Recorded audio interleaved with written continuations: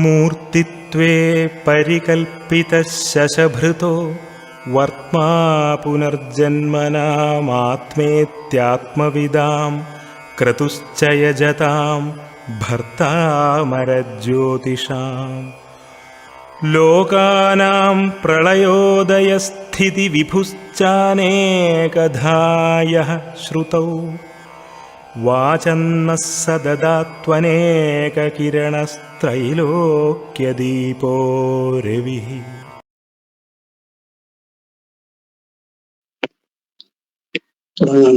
പറയുന്ന കേൾക്കാമല്ലോ? കേൾക്കാം സർ. കേൾക്കാം.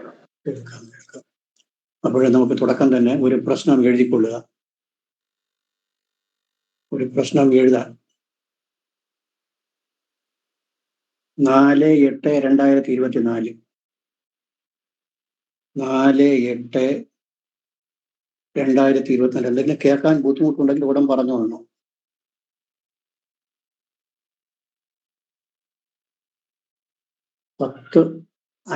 AM 10:50 AM 4/8/2024 ഇന്നലത്തെ തീയതിയാണ്. 10:50 AM. ഹലോ ഹലോ കേൾക്കുന്നുണ്ട് സാർ. 10:50 AM 4/8/24 10:50 AM ഞായറാഴ്ച, അമാവാസി തിഥി, പൂയം നക്ഷത്രം.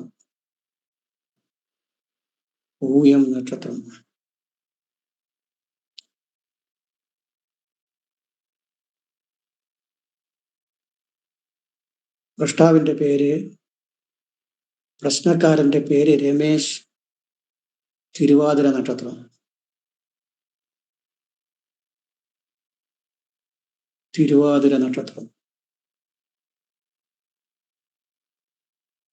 കുടുംബ ദേവതയുടെ കാര്യം അറിയണം, അതാണ് ചോദ്യം.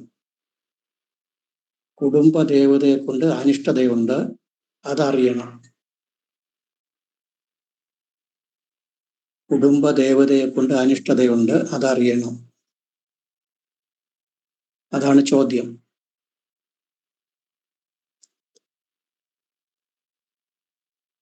ഇനി ഗ്രഹനിലയിട്ടുണ്ട്. ഗ്രഹനില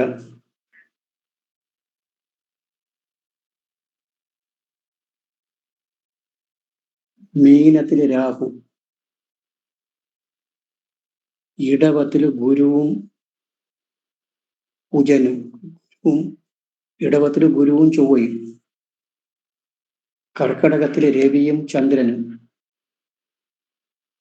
ചിങ്ങത്തില് ബുധനും ശുക്രനും, കന്നിയില് കേതു, തുലാത്തില് ലഗ്നവും ആരൂഢവും. രണ്ടും ഒരേ സ്ഥാനമാണ്. ലഗ്നം തന്നെ ആരൂഢമായിട്ട് കിട്ടി.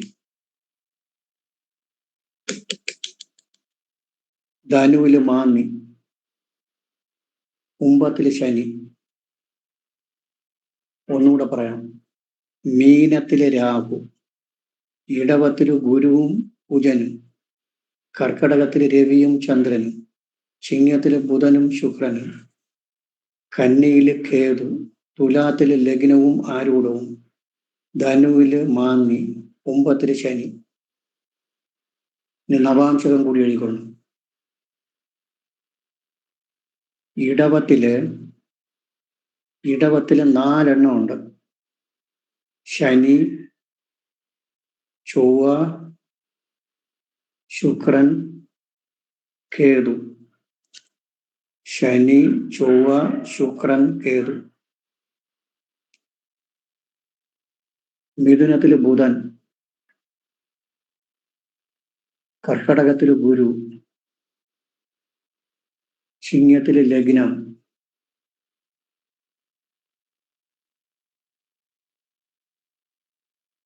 ചിങ്ങത്തില് ലഗ്നം 4, 5, 6, 7.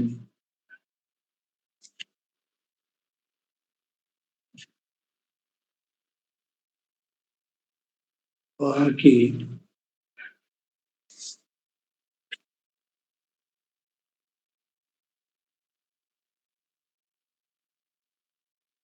വൃശ്ചികത്തില് ചന്ദ്രൻ, രാഹു, മാന്നി. വൃശ്ചികത്തില് ചന്ദ്രൻ, രാഹു, മാന്നി. വൃശ്ചികത്തില് ചന്ദ്രൻ, രാഹു,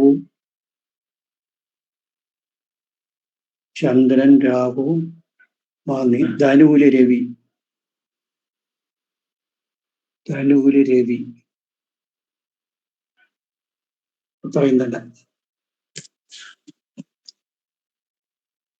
ഇത്രയും തന്നെ പറയുന്നത് കേൾക്കാമല്ലോ.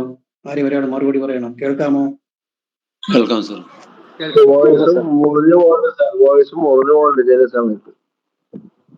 സമയം മുറിഞ്ഞു പോകുന്നു. അപ്പോഴാദ്യം ഇതിപ്പോ ഇങ്ങനെ വരുമ്പോൾ എന്ന് പറഞ്ഞാൽ നമ്മളിപ്പോ ഇത് ദേവപ്രശ്നമല്ല, ഇത് കുടുംബ പ്രശ്നമാണ്. നമ്മളിങ്ങനെ വരുമ്പോൾ ദേവപ്രശ്നത്തിന്റെ ചില ഭാഗങ്ങൾ കൂടി അറിഞ്ഞിരിക്കേണ്ടി വരും. അങ്ങനെ ഒരു കാര്യങ്ങൾ വരും. ഇപ്പൊ ഒരു ജ്യോത്സ്യരെ വന്നിട്ട് ഒരു കുടുംബ പ്രശ്നം വെക്കണം, കുടുംബ ദേവതയുടെ കാര്യം വരുന്നത് അവർക്ക് അറിഞ്ഞുകൂടാ. നമുക്ക് ദേവപ്രശ്നം അറിയാമോ അറിഞ്ഞുകൂടെയോ എന്നുള്ളതൊന്നും അവർക്കറിയില്ല. അപ്പൊ ഇത് ദേവപ്രശ്നമൊന്നുമല്ല, കുടുംബ പ്രശ്നം തന്നെയാണ്. അവർ പറഞ്ഞത് ഇതാണ്: കുടുംബ ദേവത പരദേവതയുടെ കാര്യം അറിയണം. നമുക്ക് അനിഷ്ടതകൾ നടന്നുകൊണ്ടിരിക്കുകയാണ്, അതിപ്പം പൂജിക്കാതെ വിളക്കൊക്കെ കത്തിച്ചുകൊണ്ടിരിക്കുകയാണ് എന്ന് പറഞ്ഞു. ഇതൊക്കെ പറഞ്ഞു. വിളക്ക് മാത്രം കത്തിച്ചുകൊണ്ടിരിക്കുന്നത് എന്താണ് ഏതാണെന്ന് ഒരു പിടിയുമില്ല. ഇതാണ് അതിന്റെ കാര്യം. അപ്പോൾ നമ്മൾ ഒരു പ്രശ്നം വെച്ചിട്ട് പറഞ്ഞു കൊടുക്കണം. ഇങ്ങനെ വന്നു കഴിഞ്ഞാൽ നമ്മൾ കൈകാര്യം ചെയ്യേണ്ടി വരും. അതും കൂടി ചേർത്ത് പഠിച്ചുകൊണ്ട് പോയാലേ ഉപയോഗമുള്ളൂ. അല്ല വെറും കുറച്ച് ചെറിയ ചെറിയ എക്സാമ്പിൾ മാത്രം നോക്കിയിട്ട് പോയിട്ട് കാര്യമില്ല. ആദ്യം പ്രഷ്ടാവിന്റെ നക്ഷത്രം തിരുവാതിര, പ്രശ്ന ദിവസത്തെ നക്ഷത്രം പൂയം. എന്താണ് പ്രത്യേകത? മൂന്നാം നാളാണ് സർ. മൂന്നാം നാള്. വിപത് നക്ഷത്രം വളരെ ദോഷമാണ്. അതായത് അനുകൂല നക്ഷത്രമല്ല. പൂയം നക്ഷത്രം ഊൺനാളിന്റെ നക്ഷത്രമാണ്, പക്ഷെ പ്രഷ്ടാവിന്റെ മൂന്നാം നാളാണ്. അപ്പോൾ അനുകൂല നക്ഷത്രമല്ല.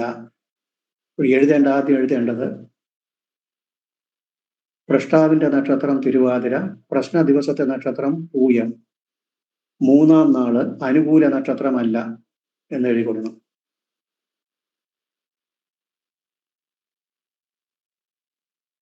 പ്രഷ്ടാവിന്റെ നക്ഷത്രത്തിൽ നിന്ന് പ്രശ്ന ദിവസത്തെ നക്ഷത്രം മൂന്നാം നാളാണ്, അനുകൂലമല്ല എന്നെഴുതിക്കൊണ്ടാണ്. അനുകൂലമല്ല.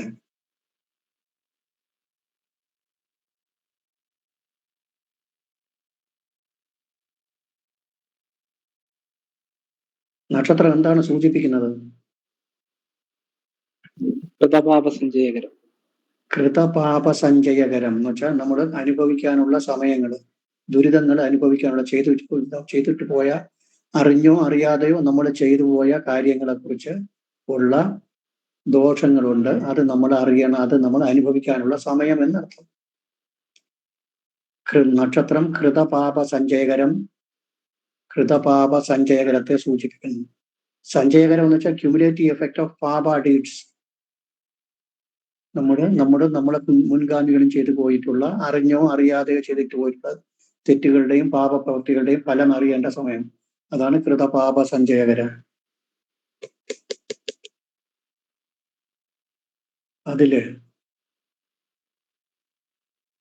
അതിലിനി അടുത്തറിയേണ്ടത്, അത് നക്ഷത്രം അവിടെ നിൽക്കരുത്, കൃതപാപ സഞ്ചയകരമായി കഴിയും. തിഥി എന്താണ്? തിഥി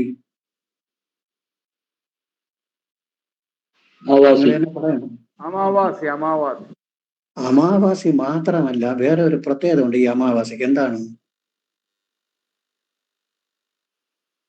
ഈ അമാവാസിക്ക് ഒരു പ്രത്യേകതയുണ്ട്. കർക്കടകവാവ്. പിതൃക്കൾക്ക് ബലി ഊട്ടുന്ന ദിവസം.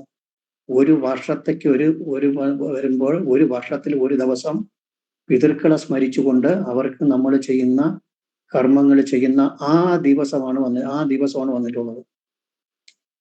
അപ്പോൾ അമാവാസി എന്ന് പറഞ്ഞാലും പോരാ, ഒത്ത അമാവാസി. പിതൃക്കൾക്ക് പ്രാധാന്യമുള്ള തിഥി ആയതുകൊണ്ട് പിതൃക്കളെ സംബന്ധിച്ചുള്ള ദോഷം ശക്തം. ഇനി ആരെടുത്തും ചോദിക്കേണ്ട ആവശ്യമില്ല. കർക്കടക മാസത്തിലെ അമാവാസി തിഥി പിതൃക്കൾക്ക് പ്രാധാന്യമുള്ള തിഥിയാണ്. പിതൃദോഷം ഉണ്ട്, എഴുതിക്കൊള്ളു. കർക്കടക മാസത്തിലെ അമാവാസി, ഇത് ഞാൻ വിളിച്ചു വന്നതല്ല, അവര് ഡേറ്റ് കണക്കാക്കി അവർ വന്നത്. കാരണം അവധി ദിവസമായതുകൊണ്ട് അവർ കയറി വന്നു. ഞാൻ വിളിച്ചു വന്നതല്ല, അതുകൊണ്ടാണ് ആ സമയത്തിന് എടുത്തത്. വേറെ വിളിച്ചിട്ടൊന്നുമില്ല, വിളിച്ച സമയമൊന്നും എടുക്കാൻ വഴിയില്ല. അവർ വന്നു, പ്രശ്നം വെച്ചു. കർക്കടക മാസത്തിലെ അമാവാസി തിഥി പിതൃതർപ്പണം നടത്തുന്ന ദിവസം. പിതൃതർപ്പണം നടത്തുന്ന ദിവസം. ഇനി അതിന്റെ കാരകന്മാരാരൊക്കെ? സൂര്യനും ചന്ദ്രൻ. സൂര്യനും ചന്ദ്രനും. അവരെവിടെ നിൽക്കുന്നത്? കാരകൻ സൂര്യനും ചന്ദ്രനും. എഴുതിക്കൊണ്ടേയിരിക്കുക. കാരകൻ സൂര്യനും ചന്ദ്രനും. സൂര്യനും ചന്ദ്രനും പരസ്പരം കേന്ദ്രത്തിൽ വന്നാൽ, എന്ന് വെച്ചാൽ ലഗ്നത്തീനല്ല, പരസ്പരം കേന്ദ്രത്തിൽ വന്നാൽ എന്ത് പറയും? ഒന്ന് തിരിച്ച് റീകാൾ ചെയ്യണം. പറഞ്ഞു തന്നെ ഓർമ്മ ഉണ്ടോ നോക്കട്ടെ. വിനയ വിത്ത ജ്ഞാന വിനയ വിത്ത ജ്ഞാന ധീ നൈപുണ്യാദികളില്ല എന്നർത്ഥം. എന്ന് പറഞ്ഞാൽ അറിവില്ലായ്മ കൊണ്ട് എന്തൊക്കെ കാട്ടിക്കൂട്ടിയിട്ടുണ്ടെന്ന് അർത്ഥം. അവരെ കുറ്റപ്പെടുത്താൻ പാടില്ല. വിനയം, വിത്തം, ജ്ഞാനം, ജ്ഞാനം, ധീ, ബുദ്ധി, നിപുണത, ഇതൊന്നും ഇല്ലാതെ എന്തൊക്കെ കാട്ടിക്കൂട്ടിയിട്ടുണ്ട്, ഉറപ്പാണ്. സൂര്യനും ചന്ദ്രനും പരസ്പരം കേന്ദ്രത്തിൽ നിൽക്കുന്നതുകൊണ്ട് വിനയ വിത്ത ജ്ഞാന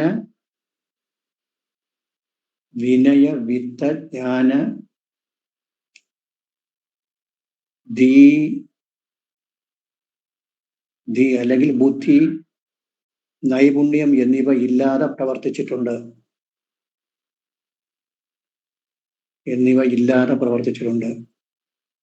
അറിവില്ലായ്മ എന്നർത്ഥം.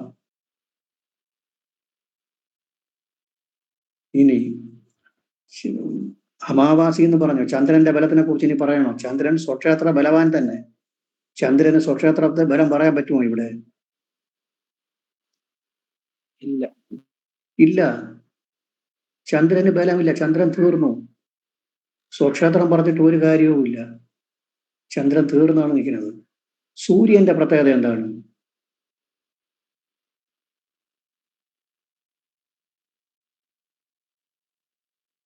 ആരൂഢം തുലാം. ആരൂഢവും ലഗ്നവും തുലാം. സൂര്യന്റെ പ്രത്യേകത എന്താണ്? രാശി. ബാധകാധിപതിയാണ് സാർ. ബാധകാധിപതി. അപ്പോൾ ചന്ദ്രൻ തീർന്നു, തുലഞ്ഞു. സൂര്യൻ ബാധകാധിപതി. അപ്പോൾ സൂര്യനും ചന്ദ്രനുമാണ് നമ്മൾ സമയത്തിനെ സൂചിപ്പിക്കുന്ന ഗ്രഹങ്ങൾ. രണ്ടുപേർക്കും കുഴപ്പമാണ്. അപ്പോൾ സമയദോഷം അതിശക്തമെന്നർത്ഥം. വളരെ ദോഷമായ സമയം എന്നർത്ഥം. സൂര്യൻ ബാധകാധിപതി, ചന്ദ്രൻ പൂർണ്ണമായും ക്ഷീണനാണ്. സമയ സംബന്ധമായ ദോഷം ശക്തമാണ്. എഴുതിക്കൊള്ളണം. സമയ സംബന്ധമായ ദോഷം ശക്തമാണ്. ഇത്രയും നമുക്ക് പ്രാഥമികമായിട്ട് മനസ്സിലാക്കാം. നമ്മൾ ചെറിയ രീതിയിലേ ചിന്തിച്ചുള്ളൂ. ചെറിയ രീതിയിലുള്ള ചിന്ത, വലിയ സ്ട്രോങ് ആയിട്ടൊന്നും പോയില്ല. തിരി നമ്മളെടുത്തു. തിരിയിൽ ഷോർട്ടായിട്ട് നമ്മൾ നേരത്തെയൊക്കെ പഠിച്ചിട്ടുള്ളത് ഷോർട്ട് ചിന്തകളേ ഉള്ളൂ. വലിയ ഡീപ്പായിട്ടൊന്നും പോയിട്ടില്ല. പിന്നെ ഇവിടുത്തെ ചോദ്യം പരദേവതയാണ്, നമ്മുടെ കുടുംബദേവതയുടെ അനിഷ്ടത. അപ്പോൾ കുടുംബദേവത ഉണ്ടോ, ഉണ്ടെങ്കിൽ ആര് എന്നൊക്കെ കണ്ടുപിടിക്കണം. ചോദ്യം വ്യക്തമായിട്ട് പറഞ്ഞു കഴിഞ്ഞു. കുടുംബദേവത ഉണ്ട്, അതാണ് അതിന്റെ അർത്ഥം. ഇപ്പോ പ്രശ്നം എന്ന് പറഞ്ഞാൽ ചോദ്യത്തിൽ നിന്ന് മറുപടി കൊടുക്കുന്നതാണ്. നമ്മൾ ഒരുപാടൊക്കെ പഠിക്കും. പഠിച്ചിട്ട് ഇപ്പൊ SLCക്കോ അല്ലെങ്കിൽ ഡിഗ്രിക്കോ നമ്മൾ പഠിക്കുമ്പോൾ ഒരുപാട് പഠിക്കും. പക്ഷെ എന്താണ് ചോദിക്കുന്നു അതിന്റെ മറുപടി എഴുതിയാലേ എക്സാമിനേഷൻ നമുക്ക് വിജയിക്കാൻ പറ്റുള്ളൂ. അതുപോലെയാണ് ചോദ്യത്തിന് മറുപടി. ചോദ്യം സ്പെസിഫിക് ആയിട്ട് അവർ കണക്കാക്കി കൊണ്ടുവന്നതാണ്. നമുക്കറിയേണ്ട കാര്യം ഇതാണെന്ന് കണക്കാക്കി വന്നതാണ്.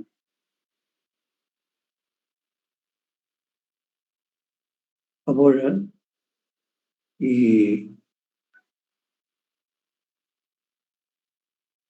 പരദേവതകൾ ഉണ്ടോ, ഉണ്ടെങ്കിൽ ആരെന്നുള്ള എങ്ങനെ കണ്ടുപിടിക്കും? ഇവിടെ ചോദ്യം സ്പെസിഫിക് ആയിട്ട് ചോദിച്ചു. നാലാം ഭാവം കൊണ്ടാണ് പരദേവതയെ ചിന്തിക്കേണ്ടത്. ഇവിടെ ചോദ്യം സ്പെസിഫിക് ആയിട്ട് ചോദിച്ചുകൊണ്ട് ആരൂഢവും എടുക്കണം. ചോദ്യം സ്പെസിഫിക് ആയിട്ട് ചോദിച്ചതുകൊണ്ട് ആരൂഢവും എടുക്കുക. 4-ാം ഭാവം എടുക്കണം, 9-ാം ഭാവം എടുക്കണം. 9 ഇഷ്ടദേവതയാണ്. 4, 9 ആരൂഢം ഇതിലൊക്കെ എടുക്കണം. പിന്നെ സൂര്യചന്ദ്രന്മാരെ നോക്കണം. കേന്ദ്രത്തിൽ നിൽക്കുന്ന ഗ്രഹത്തിനെയും കൂടി നോക്കിക്കൊള്ളണം. ദേവസ്ഥാനമാകുമ്പോൾ കേന്ദ്രത്തിൽ നിൽക്കുന്നവരെ കൊണ്ടാണ് പറയേണ്ടത്.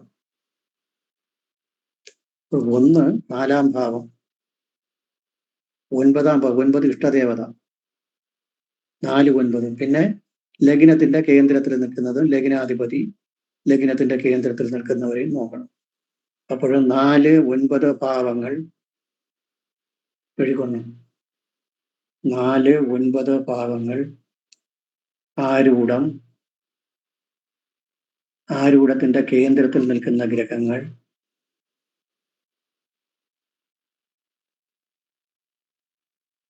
ഇവരെ കൊണ്ട് ദേവനെ ചിന്തിക്കാം, ദേവന്മാരെ ചിന്തിക്കാം.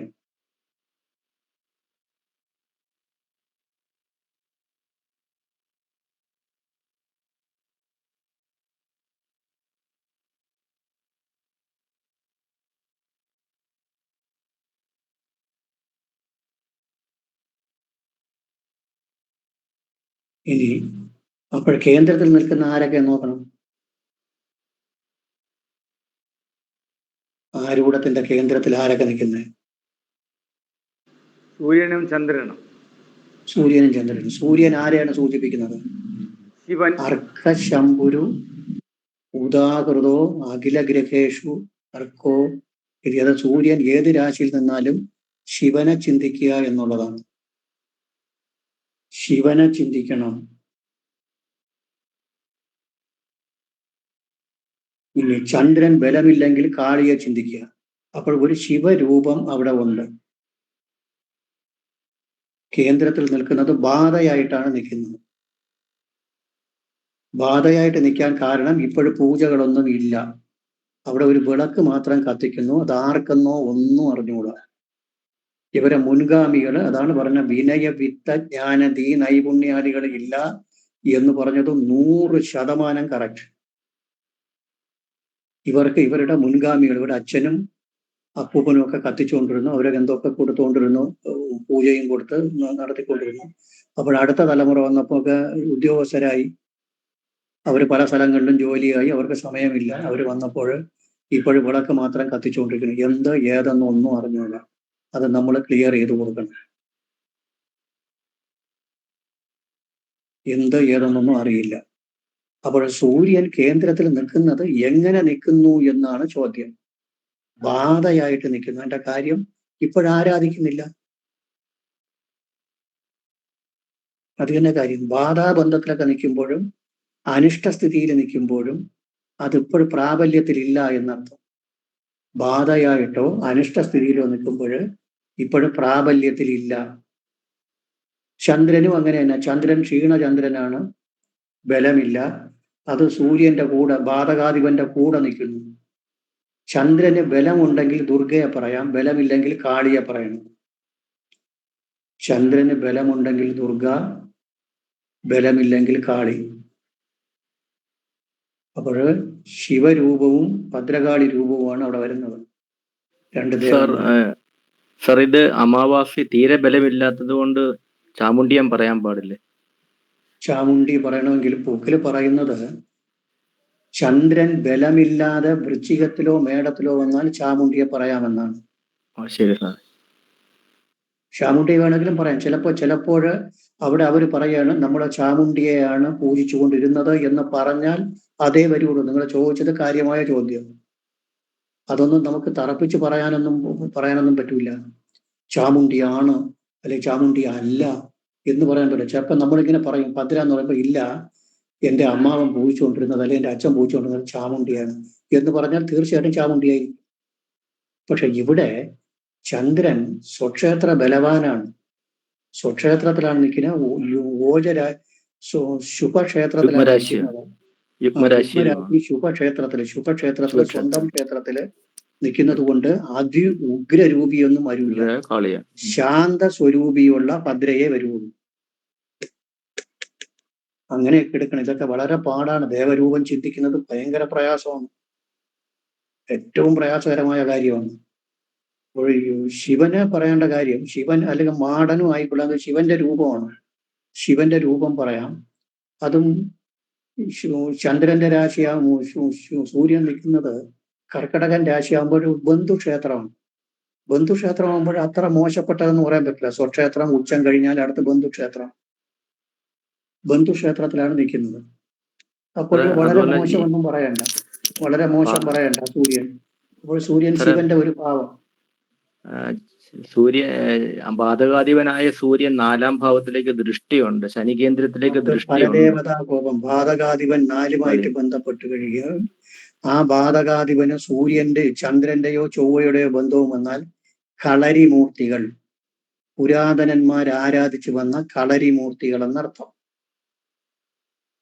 ബാധകാധിപന് 4-മായിട്ട് ബന്ധം വരികയും ആ ബാധകാധിപന് ചന്ദ്രന്റെയോ ചൊവ്വയുടെയോ ബന്ധവും കൂടി വന്നാൽ പുരാതനന്മാർ പൂജിച്ചിരുന്ന അതി ഉഗ്രമായ കളരിമൂർത്തികൾ.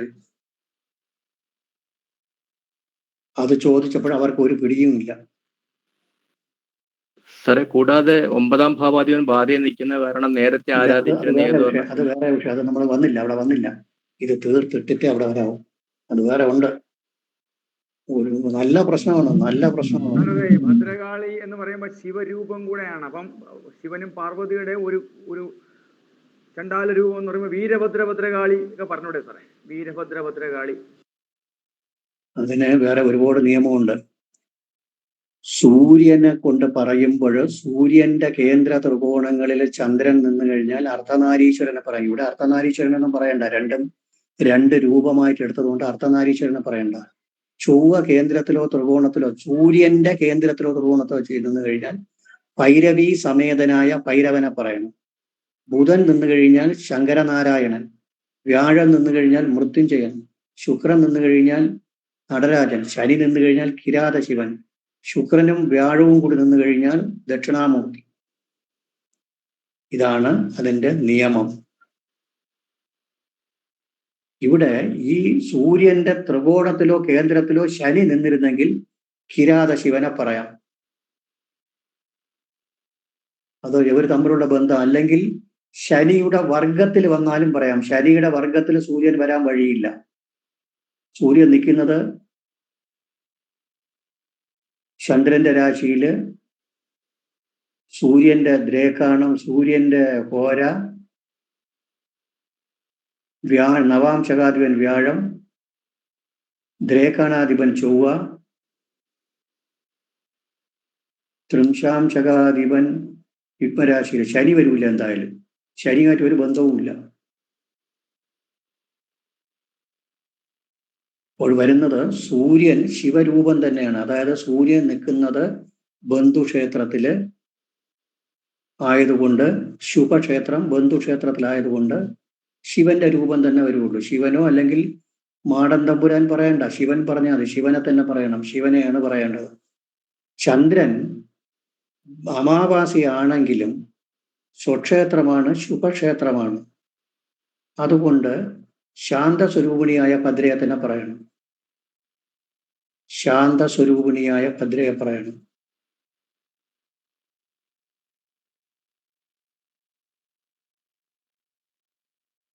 എന്ന് എഴുതിക്കൊള്ളണം. ഇതൊക്കെ എഴുതിക്കൊള്ളണം.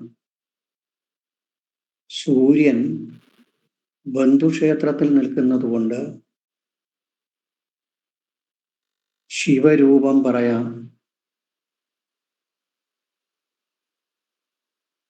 ശിവരൂപം പറയാം.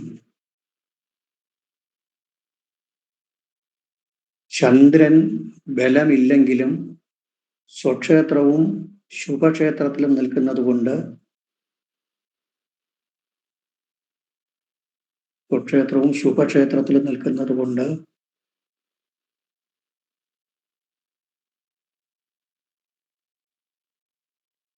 ശാന്തസ്വരൂപിണിയായ ഭദ്രയെ പറയാം.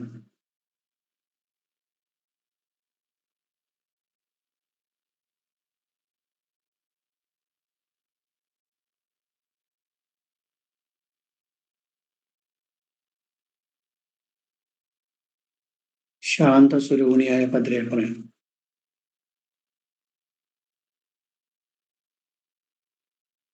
അടുത്ത ലൈനിൽ ബാധകാധിപന് 4 ദൃഷ്ടിയും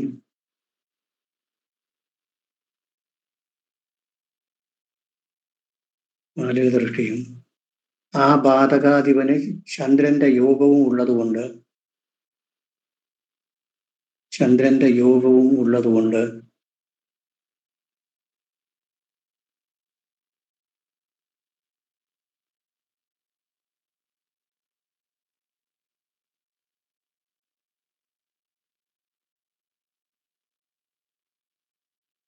പുരാതനന്മാർ പൂജിച്ചു വന്ന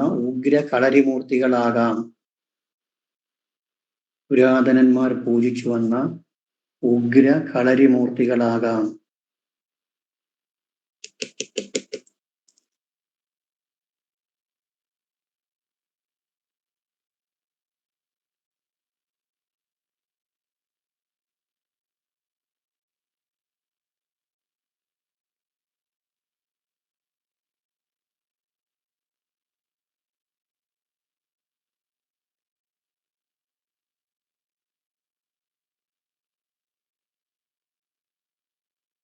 ഈ കളരിമൂർത്തികൾ എന്ന് പറഞ്ഞാൽ അറിയാമോ?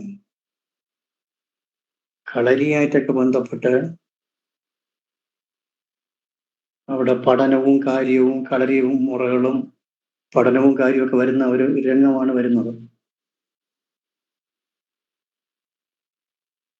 അതൊക്കെ വരും. ഇനി ലഗ്നം പറയുന്നതെന്ന് നോക്കണം. ലഗ്നം എന്താണ് പറയുന്നത് നോക്കണം. അതിന്റെ സ്വരൂപം ഒന്ന് പറഞ്ഞു നോക്കണം ആരെങ്കിലും.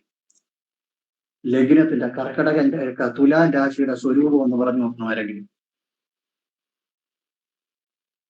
തുലാം രാശിയുടെ രാശിശീലം ഒന്ന് പറയാൻ പറഞ്ഞു. ദേവബ്രാഹ്മണ സാധുപൂജനം ഏതാ ഓർമ്മയില്ലേ? പ്രാജ്ഞശുചി ശ്രീജിത പ്രാംശുന്നതനാസിക കൃഷചരത്കാത്രോ അർത്ഥാന്യത കീനാംഗ ക്രയവിക്രയേഷു ദേവദ്യുനാമ സരുക്ക് എന്ന് പറഞ്ഞ രോഗാവസ്ഥ. അപ്പോഴേ ദേവൻ ഇപ്പോഴും രോഗാവസ്ഥ എന്നർത്ഥം. രോഗാവസ്ഥ എന്ന് വെച്ചാൽ കിടപ്പിലാണ് എന്ന് പറഞ്ഞാൽ എന്തോന്ന് ഇവിടെ ഒന്നും തിരിഞ്ഞു നോക്കുന്നില്ല. പിന്നെ ഹീനാംഗ എന്ന് വെച്ചാൽ എന്താണ്? അംഗഹീനം വന്നു എന്ന് പറഞ്ഞു കഴിഞ്ഞാൽ എല്ലാം അർത്ഥം ഒന്ന് തന്നെ. അംഗഹീനം വന്നു, രോഗാവർത്ത, ദേവദ്യുനാമ, 2 നാമത്തിലുള്ള ദേവന്മാര്.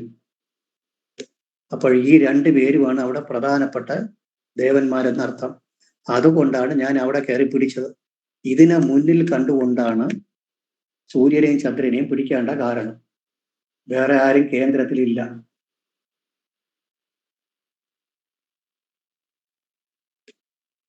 രാശിശീലമൊക്കെ നന്നാ അറിഞ്ഞിരിക്കണം. എടുക്കേണ്ട വഴിയും പഠിക്കണം. ദേവബ്രാഹ്മണ സാധു പൂജന രഥ, ദേവന്മാരെയും ബ്രാഹ്മണരെയും പൂജിക്കാനുള്ള താല്പര്യമുള്ളവരെന്നർത്ഥം. നല്ല ആൾക്കാരാണ്, കണ്ടപ്പോഴേ മനസ്സിലായി നല്ല താല്പര്യവും സാത്വിക ചിന്താഗതിയുമുള്ള ആളുകളാണ്. പ്രാജ്ഞ ബുദ്ധിമാനാണ്. ശുചി പ്രാംശു ഉന്നതനാസിക അതൊന്നും നമുക്ക് വേണ്ട. അതുതന്നെ ഹീനാംഗ ക്രയവിക്രയേഷു എന്ന് പറഞ്ഞു കഴിഞ്ഞാൽ എല്ലാമൊക്കെ ഭൂമിയും കാര്യമൊക്കെ വിറ്റ് പറക്കി എറിഞ്ഞിട്ടൊക്കെ പോയി. സാറേ, ഇത് ദേവദ്വിനാമ എന്ന് പറഞ്ഞു കഴിഞ്ഞാൽ ഒരേ ദേവന് തന്നെ 2 നാമമുള്ളതാകാമോ? 2 നാമമുള്ള ഒരു ദേവനാമത്തില് ദേവന്റെ നാമത്തിൽ ഒരു പേര് കൂടി ഉണ്ടാകാം. ഇപ്പോ ഒരു പെൺകുട്ടി ഈ തുലാ രാശിയിൽ ജനിച്ചു. ആ പെൺകുട്ടിയുടെ പേര് പിന്നെ ഒരു പേര് എന്തോ ഷീജ എന്നാണ് പേര്. ആ കുട്ടിക്ക് പാർവതി എന്നൊരു പേര് കൂടി ചിലപ്പോൾ വീട്ടിൽ കാണും. വീട്ടിൽ അമ്മയും അച്ഛനും വിളിക്കുന്നത് പാർവതി എന്ന് വിളിക്കും. പേര് ഷീജ അല്ലെങ്കിൽ ശ്രീജ. ശ്രീജ എന്നായിരിക്കും പേര്. ദേവദ്യുനാമ, ദേവന്റെ പേരിൽ ഒരു പേര് കൂടി ഉണ്ടാകും. പക്ഷെ നമ്മൾ ദേവപ്രശ്നത്തിൽ എടുക്കുമ്പോൾ ഇന്റർപ്രിട്ടേഷനാണ്. നമുക്ക് ഇങ്ങനെയൊക്കെ ചിന്തിക്കാം. 2 നാമം ഉണ്ടാകും, 2 നാമമുള്ള പേര് എന്നുവെച്ചാൽ 2 ദേവന്മാർ ഉണ്ട് എന്നുള്ള ഒരു സൂചന. തറപ്പിച്ച് പറഞ്ഞാൽ പറഞ്ഞില്ലെങ്കിൽ ഒരു സൂചനയാണ് അവിടെ കിട്ടുന്നത്. ഇനി അടുത്ത് നിങ്ങൾ പറഞ്ഞതുപോലെ ഇനി ഒരുപാട് കിടക്കുന്നു. അടുത്തിനി വരുന്നത് 9ാം ഭാവം ഇഷ്ടദേവത. 9ാം ഭാവം എവിടെ നിൽക്കുന്നേ?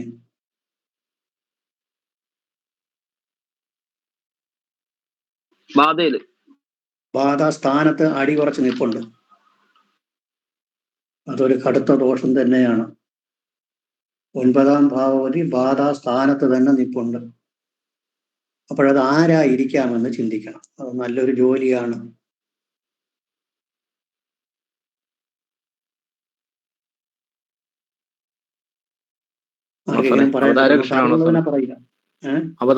അവതാര കൃഷ്ണനാണോ സാറേ? കാരണം ബുധൻ അവിടെ അംശിച്ചിട്ടുണ്ട്. ബുധനാണ് അംശിച്ചിരിക്കുന്നത്, അവതാര വിഷ്ണു. പക്ഷെ ബാധയായിട്ടാണ് നിൽക്കുന്നത്. അതായത് പ്രശ്നമാർഗത്തിന്റെ 15ാമത്തെ ചാപ്റ്ററിൽ 202 മുതലുള്ള ശ്ലോകം മുതൽ അങ്ങോട്ട് ഗ്രഹത്തിന് ബാധാബന്ധം വന്നാലുള്ള ചിന്തയെ കുറിച്ച് പറയുന്നുണ്ട്.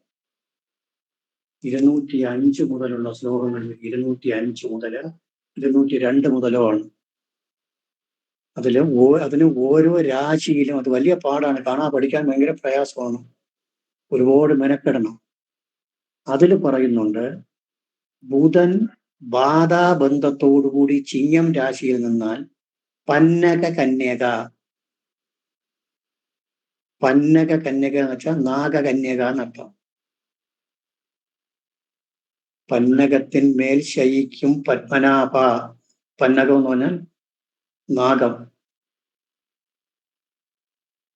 സാറേ ഒന്നുകൂടെ പറയോ സാറേ? ശ്ലോകം ഒന്നുകൂടെ പറയോ? പന്നക കന്യക. ഞാൻ പറഞ്ഞത് വേറെ ഒരു പാട്ടാണ്. അത് വേറെ വിഷയം. പന്നകത്തിന്മേൽ ശയിക്കും പത്മനാഭ എന്നൊരു പാട്ടാണ്. നമ്മൾ കുട്ടിക്കാലത്ത് ക്ഷേത്രത്തിൽ പോകുമ്പോൾ ഭജന പാടുന്നതാണ്.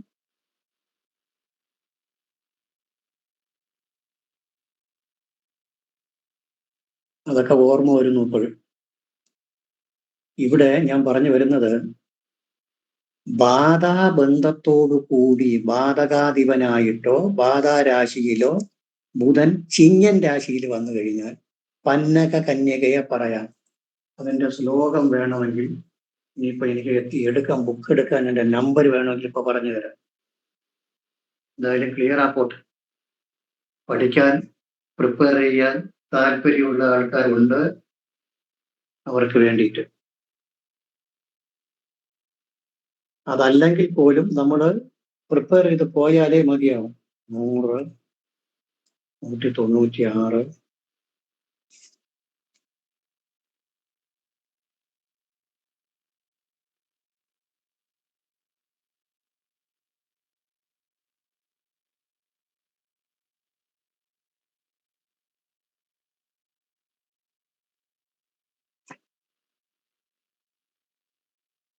ബുധൻ മേടത്തിലോ വൃശ്ചികത്തിൽ നിന്ന് ജ്വരദേവത, മിഥുനത്തിലോ കന്നിയിലോ നിന്ന് രാശിയിൽ നിന്ന് പറയണം. ബുധൻ ധനുരാശിയിലോ മകരൻ രാശിയിൽ നിന്ന് ബ്രാഹ്മണൻ, മകരൻ രാശിയിൽ നിന്ന് അങ്ങനെ പറയണം. മേടത്തിലോ വൃശ്ചികത്തിൽ നിന്ന് ശിവകോപത്തിൽ വരുന്നത്, ആഭിചാരക ദേവത, യക്ഷിയെ പറയുന്നു. മിഥുനവും കന്നിയും. വ്യാഴം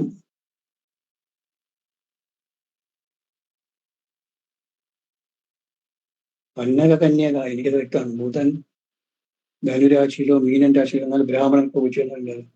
മകരം കുംഭൻ രാശിയിൽ നിന്നാൽ യുദ്ധഭൂമിയിൽ വസിക്കുന്ന കവച.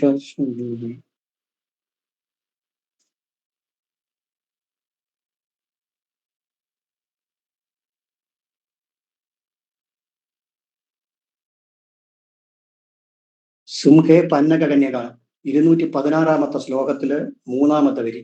216-ല് 3. ചാപ്റ്റർ ഏതാ സാർ? 216-ാമത്തെ ശ്ലോകത്തില് 3-ാമത്തെ വരി. സിംഹേ പന്നക കന്യക. എനിക്ക് നല്ല ഓർമ്മയുണ്ട്.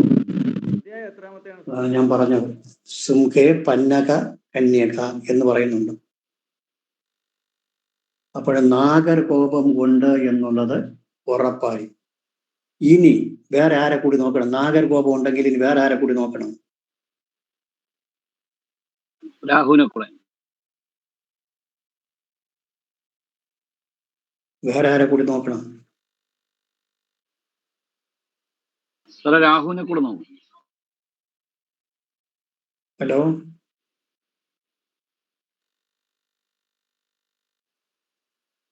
കേട്ടൂടെ? കേൾക്കാൻ വഴിയില്ലേ? രാഹുവിനെ കൂടെ നോക്കണം. രാഹുവിനെ കൂടെ നോക്കണം. രാഹു എങ്ങനെ നിൽക്കണം നോക്കണം? രാഹു അനിഷ്ട രാശിയിൽ 6ാമത്തെ രാശിയിൽ.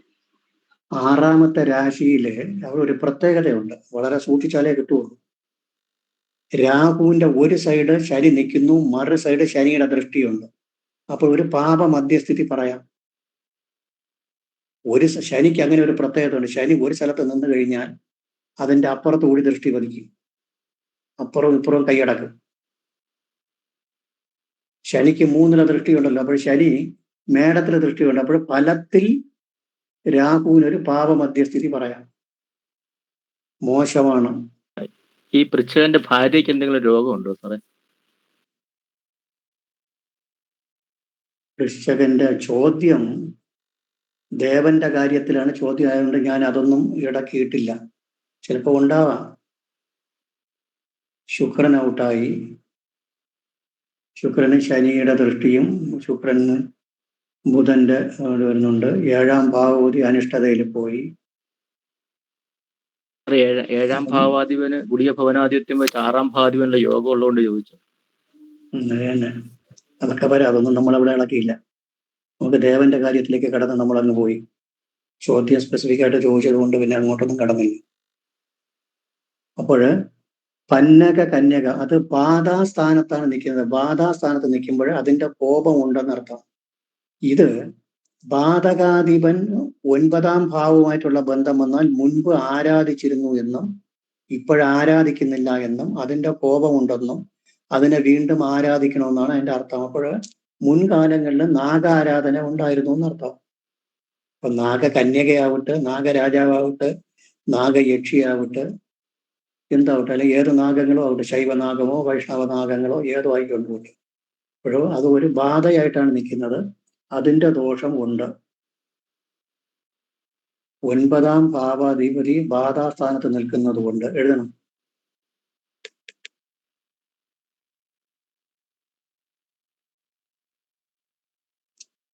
ഒൻപതാം ഭാവപതി ബാധാസ്ഥാനത്ത് നിൽക്കുന്നത് കൊണ്ട് മുൻപൊരു ദേവനെ ആരാധിച്ചിരുന്നു എന്നും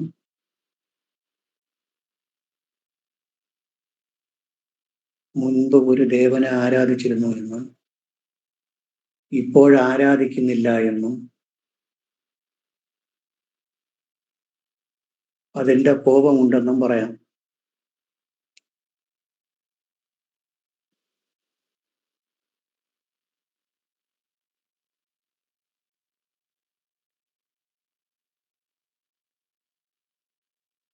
സാറേ ഈ ബുധന് ശനിയുടെ ദൃഷ്ടി വന്നാൽ ഹനുമാനെ ചിന്തിക്കാൻ പറ്റുമോ സാറേ? ബുധനെ കൊണ്ട് ദേവനെ ചിന്തിക്കുന്നില്ലല്ലോ എന്നാണ്. ഹനുമാനെ ശുക്രന്റെ കൊണ്ട് ഹനുമാനെ ചിന്തിക്കാം. ബുധനും ശനിയുമായിട്ട് ബന്ധപ്പെടുന്നത് ഹനുമാൻ തന്നെയാണ്. ബുധൻ ഹനുമാൻ തന്നെയാണ്. ഇവിടെ ഹനുമാനൊന്നുമില്ല.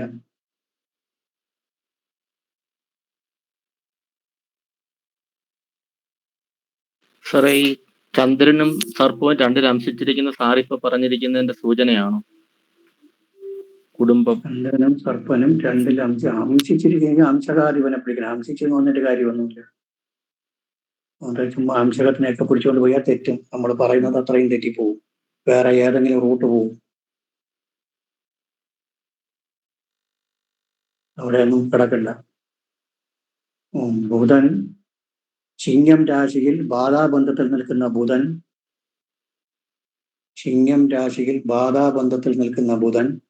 പന്നക കന്യക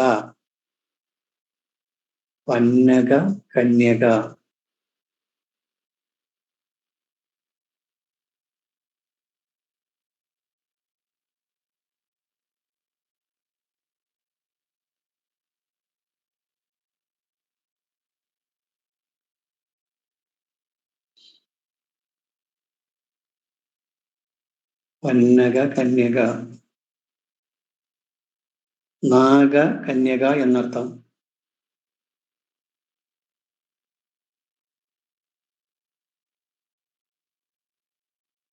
നാഗകന്യക എന്നർത്ഥം. കൂടാതെ രാഹു 6-ലെ സ്ഥിതിയും പാപമധ്യസ്ഥിതിയുമാണ്. രാഹുവിന് 6-ലെ സ്ഥിതിയും പാപമധ്യസ്ഥിതിയുമാണ്.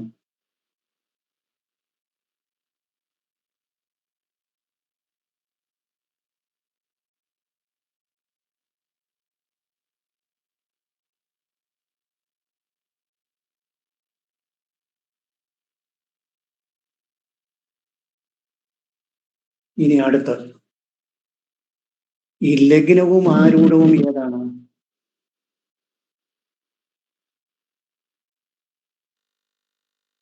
ലഗ്നവും ആരൂഢവും തുലാം. തുലാം. അതിന്റെ അധിപതിയെ നോക്കണ്ടേ? ലഗ്നത്തിന് ലഗ്നാധിപതിയെ നോക്കണം. അങ്ങനെ ഒരു കാര്യമുണ്ട്. ലഗ്നാധിപതിയായ ശുക്രൻ ബാധാസ്ഥാനത്ത് നിൽക്കുമ്പോൾ എന്താണത്? യക്ഷിയാണ്. രക്ഷസാണ് സാറേ ഓജത്തിൽ നിൽക്കുന്നത്. ഓജരാശിയിലാണ് നിൽക്കുന്നത്, യക്ഷി വരൂല്ല. രക്ഷസാണ് സാറേ ഓജത്തിൽ നിൽക്കുന്നുണ്ട്. അതായത് ശുക്രൻ ബാധാസ്ഥാനത്ത് വന്നാൽ ബ്രഹ്മരക്ഷസനെ പറയാം. ബാധാസ്ഥാനത്ത് ലഗ്നാധിപതിയായി ബാധാസ്ഥാനത്ത് നിൽക്കുന്ന ശുക്രൻ ബ്രഹ്മരക്ഷസനെ പറയാം.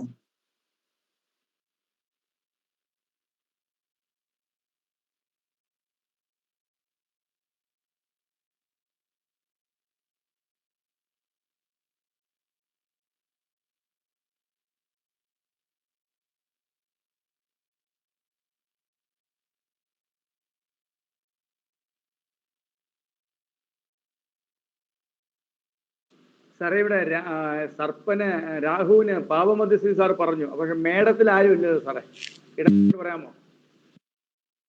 അതാണ് പറഞ്ഞത്, ശനിയുടെ ദൃഷ്ടി അവിടെ വരികയില്ല എന്നാണ് ചോദിച്ചത്.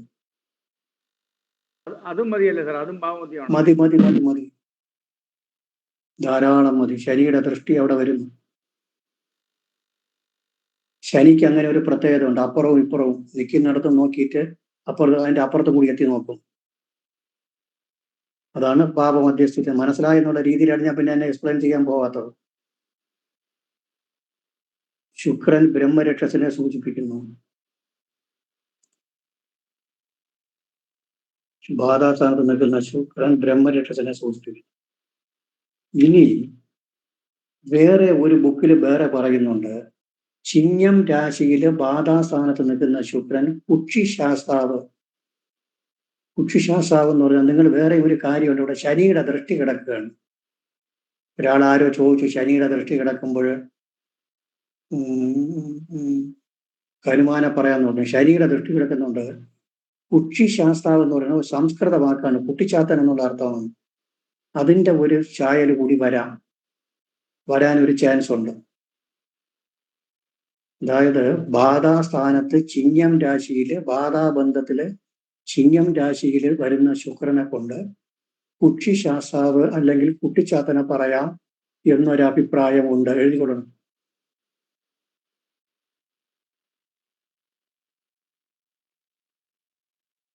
ചിങ്ങം രാശിയിൽ ബാധാബന്ധത്തിൽ വരുന്ന ശുക്രൻ, ചിങ്ങം രാശിയിൽ ബാധാബന്ധത്തിൽ വരുന്ന ശുക്രൻ കുക്ഷി ഇക്ഷ കുക്ഷി ശാസ്താവ് ബ്രാക്കറ്റിൽ കുട്ടിച്ചാത്തനെ പറയാം. പ്രത്യേകിച്ച് ശനിയുടെ ദൃഷ്ടിയും കൂടെ ഉണ്ട്. ശനിയുടെ ദൃഷ്ടി കൂടി ഉള്ളതുകൊണ്ട് ധൈര്യമായിട്ടും പറയാം.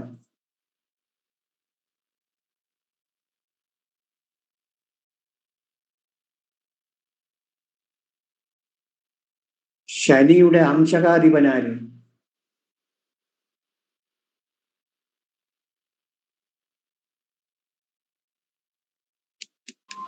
ശുക്രൻ. ലഗ്ന നവാംശപ തുല്യ തനു എന്നാണ്. അംശകാധിപന് അനുരൂപമായ ശരീരപ്രകൃതം എന്നാണ്. അപ്പോൾ ശനി ശുക്രനുമായിട്ട് ബന്ധപ്പെട്ടു എന്നർത്ഥം. അംശമല്ല, അംശകാധിപൻ ശുക്രനാണ്. അപ്പോൾ ഒരു ബന്ധമുണ്ട്.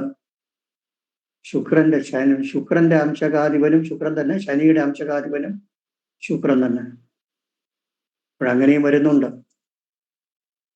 അപ്പോൾ ഇത് നമ്മൾ നോക്കുമ്പോൾ ഇതിനെല്ലാം നോക്കണം, ഒന്നിനെ കൂടി നോക്കിയിട്ട് കളഞ്ഞിട്ട് പോകരുത്. അപ്പോഴതായി. ഇനി വേറെ എന്തുണ്ട്? ഒരു കാര്യം നമ്മൾ തുടക്കത്തിൽ പറയേണ്ട ഒരു കാര്യം വിട്ടുപോയി. തുടക്കത്തിൽ പറയേണ്ട സാളഗ്രാമത്തിന്റെ എന്തെങ്കിലും വിഷയം ഉണ്ടോ സാറേ ഇവിടെ? സാളഗ്രാമത്തിന് ബുധന് 9 ബന്ധം വന്നാൽ സാളഗ്രാമം പറയാം. ബുധന് 9 ബന്ധം വന്നതുകൊണ്ട് സാളഗ്രാമവും, പക്ഷെ സാളഗ്രാമം ഒന്നും അവർ കണ്ടിട്ടോ കേട്ടിട്ടോ ഇല്ല. ഉണ്ടോ എന്ന് ചോദിച്ചു, ഇല്ല. സാളഗ്രാമം ഉണ്ടോ എന്ന് ചോദിച്ചു, കല്ലെന്തെങ്കിലും ഉണ്ടായിരുന്നോ എന്ന് ചോദിച്ചപ്പോൾ അങ്ങനെയൊന്നും ഇല്ല എന്ന് പറയുന്നു. സാളഗ്രാമത്തിന് പകരം തന്നെയാണ് ഈ ബുധനെ കൊണ്ട് ബാക്കിയുള്ള പറഞ്ഞത്. സാളഗ്രാമം ഇല്ല. ബുധന് 9 ബന്ധം വന്നു കഴിഞ്ഞാൽ, പ്രത്യേകിച്ച് ബാധാബന്ധവും കൂടി വന്നതുകൊണ്ട് സാളഗ്രാമം പറയാം. ബുധന് 9 ബന്ധം വന്നാൽ സാളഗ്രാമം പറയാം. സൂര്യന് 9 ബന്ധം വന്നാൽ ശിവലിംഗത്തിന് പറയാം.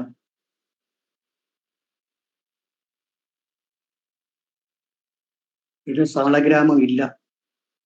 ഇനി ഒരു കാര്യം, തുടക്കത്തിൽ ഒരു കാര്യം പറയേണ്ടത് നമ്മൾ വിട്ടു. ഈശ്വരാനുഗ്രഹം ഉണ്ടോ? ഇല്ല സാർ, ഇല്ല.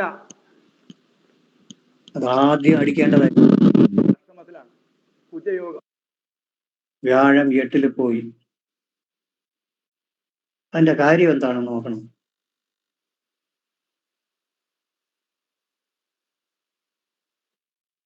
അതിന്റെ കാര്യം എന്താണ്?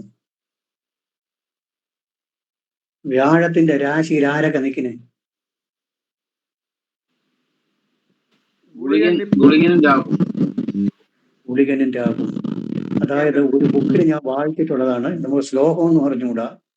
സഞ്ജയ് രാധ എന്ന് പറഞ്ഞിട്ട് ഒരു സന്യാസി വര്യനാണ്. അദ്ദേഹം വളരെ ഫോറിൻ കൺട്രീസുമായിട്ടൊക്കെ നല്ല ബന്ധമുള്ള ഒരു വലിയ പ്രസിദ്ധനായ ജ്യോത്സ്യരാണ്.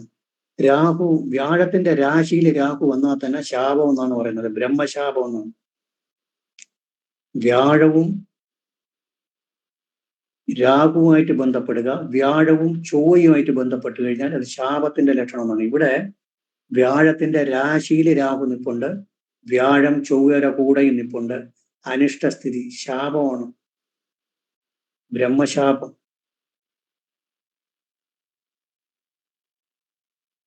വ്യാഴത്തിന്റെ രാശിയിൽ രാഹു വന്നാലും മതി, വ്യാഴവും രാഹുവും കൂടി ഒരുമിച്ച് വന്നാലും മതി, ചൊവ്വ വന്നാലും മതി. ഇതുപോലെ ചൊവ്വ വന്നാലും പറയരുത്, എല്ലാം കൂടി ഒരുമിച്ചിട്ടുണ്ട്.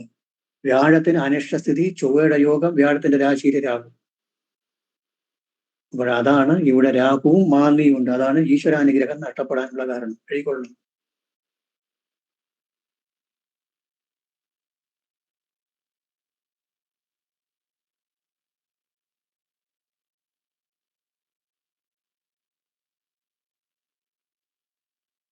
വ്യാഴത്തിന്റെ രാശിയിൽ രാഹുവും മാന്തിയും, വ്യാഴം ചൊവ്വയുടെ കൂടെ നിൽക്കുന്നു. ഇത് ഈശ്വരാനുഗ്രഹക്കുറവും ശാപത്തിന്റെ ലക്ഷണവുമാണ്. ഈശ്വരാനുഗ്രഹക്കുറവും ശാപത്തിന്റെ ലക്ഷണവുമാണ്.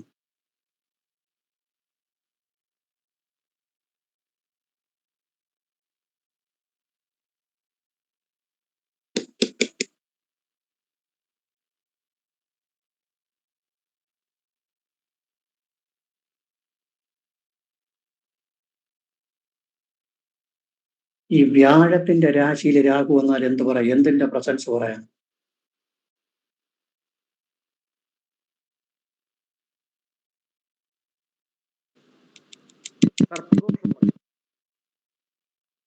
ബ്രഹ്മരക്ഷസിനെ കഥ ഒന്ന് എഴുതിക്കൊണ്ടു. ബ്രഹ്മരക്ഷസ് എന്ന സൈഡിൽ കയറ്റി കിട്ടുള്ളൂ.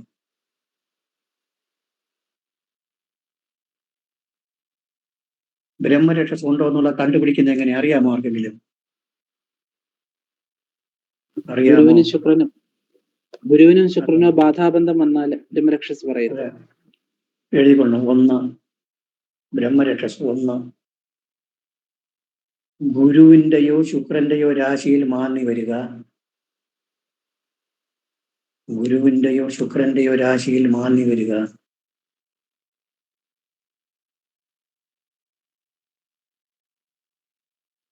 2 ഗുരുവിന്റെയും ശുക്രന്റെയും കൂടെ മാന്നി വരിക. ഗുരുവിന്റെയും ശുക്രന്റെയും കൂടെ മാന്നി വരിക.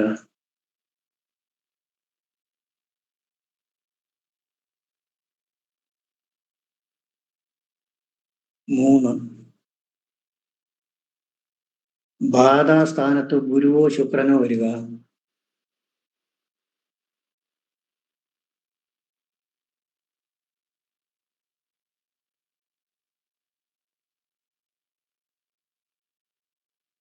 4 ഗുരുവോ ശുക്രനോ ബാധകാധിപതിയാവുക.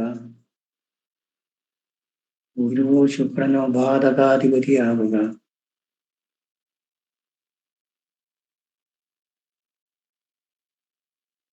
ഇതൊക്കെ ബ്രഹ്മരക്ഷസിന്റെ സാന്നിധ്യത്തെ സൂചിപ്പിക്കുന്നു. ഇതൊക്കെ ബ്രഹ്മരക്ഷസിന്റെ സാന്നിധ്യത്തെ സൂചിപ്പിക്കുന്നു.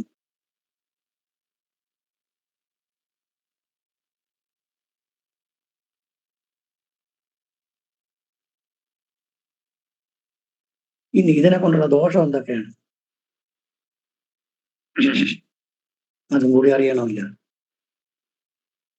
നമ്മളിങ്ങനെ പറയുമ്പോൾ പലരും പറയും ഇന്ന ഇന്ന ക്ഷേത്രത്തിലൊക്കെ വച്ച് പൂജിക്കുകയല്ലേ ചെയ്യുന്നത് എന്നൊക്കെ ഇങ്ങനെ പറയാറുണ്ട്, പലരും പറയാറുണ്ട്. ഇതിനെ കൊണ്ടുള്ള ദോഷം എന്തൊക്കെയാണ്?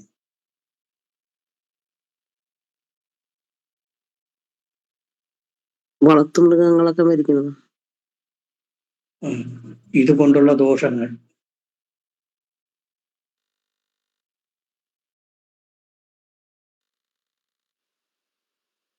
പശുക്കൾ പെട്ടെന്ന് വീഴുന്ന ചാവുക. പശുക്കൾ പെട്ടെന്ന് വീഴുന്ന ചാവുക.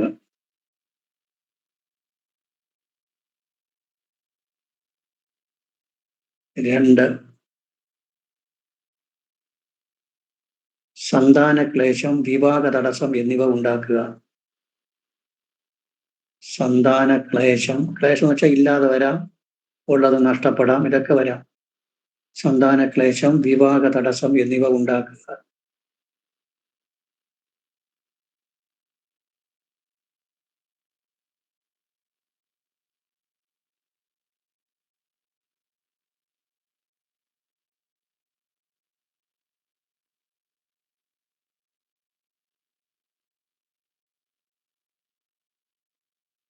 അടുത്ത 3 സ്ത്രീകളിൽ കുഞ്ഞിനാവശ്യമായ പാല് ഇല്ലാതെ വരിക. സ്ത്രീകളിൽ വെച്ചാൽ പ്രസവിച്ച സ്ത്രീകളിൽ എന്നർത്ഥം. പ്രസവിച്ച സ്ത്രീകളിൽ കുഞ്ഞിനാവശ്യമായ പാലില്ലാതെ വരിക.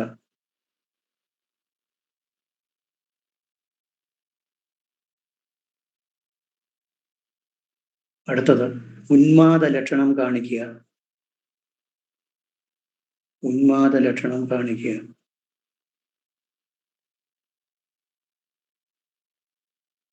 അടുത്തത് ആഹാരം കഴിച്ചാലും മെലിയുക.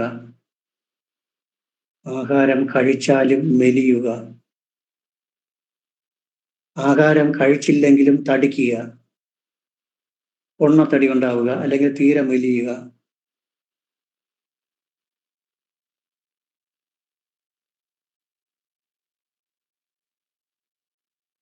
ഇവയൊക്കെ ഉണ്ടാകാം.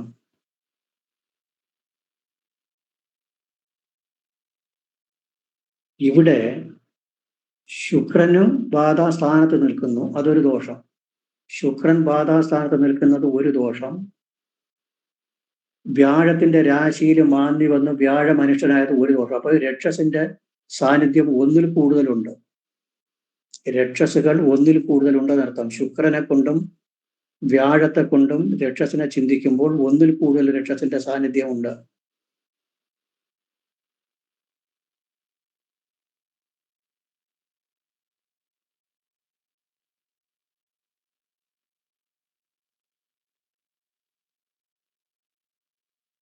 സാറ് ഒരു സംശയം, ഈ രക്ഷസ് ഒരു ക്ഷേത്രത്തിൽ വേണ്ടാന്ന് വയ്ക്കാൻ പറ്റുമോ? മുക്തി കൊടുത്തു വിടണം, വേണ്ടാന്ന് വലിച്ചു കളയാനൊന്നും പറ്റില്ല. ഇല്ലേ, കാരണം ഞങ്ങളുടെ തൊട്ടടുത്ത് തന്നെ ഒരു ഇല്ലത്തിന്റെ ഒരു ക്ഷേത്രമുണ്ട്. അവിടെ 2 രക്ഷസുണ്ട്. അപ്പൊ ആ അമ്പലത്തില് ഒരു കാര്യവും നടത്താൻ പറ്റണില്ല. അപ്പൊ അവരവിടെ ദേവപ്രശ്നം വയ്ക്കാന്ന് വെപ്പിക്കും. ഇപ്പൊ 2 പ്രാവശ്യം ദേവപ്രശ്നം വയ്ക്കാന്ന് വെപ്പിക്കും. എന്താന്ന് പറയുമ്പോ അവിടത്തെ ആരെങ്കിലും മരിച്ചു ഇപ്പൊ 2 പ്രാവശ്യം. അതുപോലെ തന്നെ അവിടെ ഒരു സപ്താഹം നടത്താന്ന് വിചാരിച്ചപ്പോഴും അന്ന് ആ വരുന്ന ആളുടെ ആചാര്യന്റെ അമ്മ മരിച്ചു. അങ്ങനെ ഒരുപാട് തടസ്സങ്ങൾ. അപ്പൊ അവര് പറയുന്നത് അപ്പൊ സാധാരണ നോക്കിച്ചപ്പോ 2 ബ്രഹ്മരക്ഷസ് അവിടെ ഉണ്ട്. വാമനമൂർത്തിയുടെ അമ്പലമാണ്. ആ ബ്രഹ്മരക്ഷസ് എല്ലാം തടയണമെന്നാണ് അവര് പറയണേ. ഒരില്ല. എന്നിട്ടും ധൈര്യത്തിൽ ഈ തവണ വെൺമണി വന്ന് ഒരു സപ്താഹം കഴിഞ്ഞ ദിവസം 7 ദിവസം നടത്തി. ഒന്നുമില്ലാണ്ട് നടന്നു. പക്ഷെ ആ വന്ന ദിവസം തന്നെ വെൺമണിക്ക് വയ്യാണ്ടായിപ്പോയി, നമ്പൂരിക്ക്. അപ്പൊ അങ്ങനെ ഒക്കെ തടസ്സം ഉണ്ടാക്കുമോ ഈ ബ്രഹ്മരക്ഷസ് എന്ന് ഞാൻ ചോദിക്കുന്നു.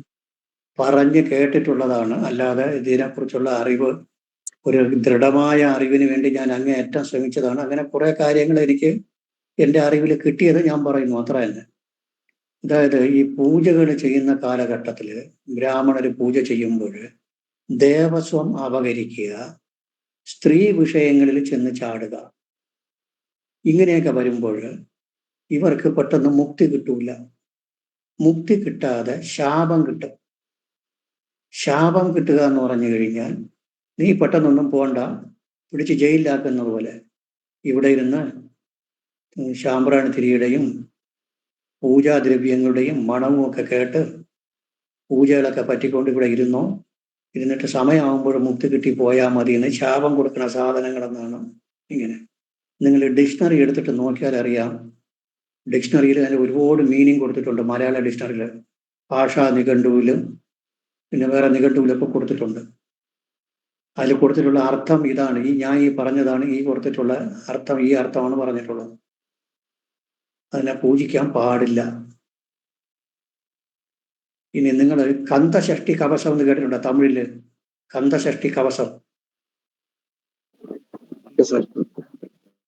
അതിൽ ഒരു സെന്റൻസ് ഇടയ്ക്ക് വരും, കന്തഷഷ്ടി കവശം. കവചം എന്ന് പറയും. കന്തഷഷ്ടി കവചം. പെൺകളെ തുടരും ബ്രഹ്മരാക്ഷസരും എന്ന് വരും. കേട്ടിട്ടുണ്ടോ ആരെങ്കിലും? പെൺകളെ തുടരും എന്ന് വെച്ചാൽ സ്ത്രീകളെ പിന്തുടരുന്ന ബ്രഹ്മരാക്ഷസരും പൂജിച്ചൂടെ. പക്ഷെ അടിച്ചോട്ടിക്കാനോ എടുക്കാനോ ഒന്നും പാടില്ല. ഇതിനെ മുക്തി കൊടുത്തു വിടാൻ ഭയങ്കര പ്രയാസമാണ്. എത്രയും കഴിവുള്ള തിരുമേനിമാരെ കൊണ്ടേ കഴിയൂ. കാരണം ഇതിന് നമ്മൾ മുക്തി കൊടുക്കണമെങ്കിൽ ഈ പറഞ്ഞ ബ്രഹ്മരക്ഷസിനേക്കാൾ കഴിവും സാമർഥ്യവും പൂജാധികാര്യവും പിന്നെ നല്ല കുടുംബ മഹിമയുമുള്ള ഒരു ബ്രാഹ്മണനെ കൊണ്ടേ കഴിയൂ. അല്ലാതെ നിസാരപ്പെട്ടവരെ കൊണ്ടൊന്നും ഇതിന് മുക്തി കൊടുത്തു വിടാൻ കഴിയില്ല. അതുകൊണ്ട് ആരും ഏക്കൂല. അങ്ങനെ ഒരു കാര്യമുണ്ട്. ഇത് ഇവിടെ ശക്തമാണ്. ശുക്രനെ വെച്ച് നോക്കിയാലും ഉണ്ട്, വ്യാഴത്തിനെ വെച്ച് നോക്കിയാലും ഉണ്ട്. ബ്രഹ്മരക്ഷസിന്റെ സാന്നിധ്യം അതിശക്തമാണ്.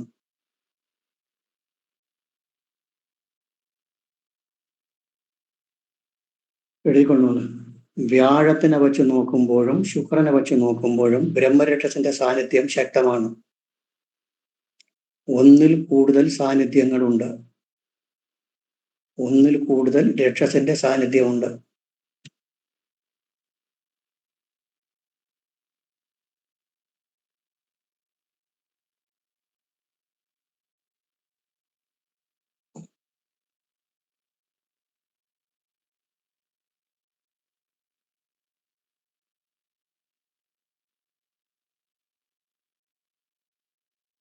ഇനി മാന്നി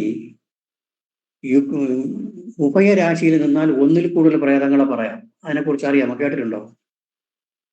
മാന്നി ഉഭയരാശിയിൽ നിന്നാൽ ഒന്നിൽ കൂടുതൽ പ്രേതങ്ങളെ പറയാം. അതിനെക്കുറിച്ച് അറിവുണ്ടോ? ഉണ്ട് സർ. ഉണ്ട്. ഇവിടെ മാന്നിയെ ചൊവ്വ വീക്ഷിക്കുകയാണ്. നോക്കണം. മാന്നിയെ ചൊവ്വ വീക്ഷിക്കുന്നു. അപ്പോൾ എങ്ങനെയൊക്കെയുള്ള മരണം നടന്നിരിക്കാം? അഗ്നി, ആയുധം, വ്രണം എന്നുള്ള മരണം. അഗ്നി കൊണ്ടോ ആയുധം കൊണ്ടോ വ്രണം എന്നുള്ള മരണമോ ഉണ്ടാകാൻ ഇടവരും. മാന്നിക്ക് ചൊവ്വയുടെ ദൃഷ്ടി അഗ്നി കൊണ്ടോ ആയുധം കൊണ്ടോ വ്രണം വന്നോ മരിച്ച പ്രേതങ്ങൾ ഉണ്ടാകാനിടവരും.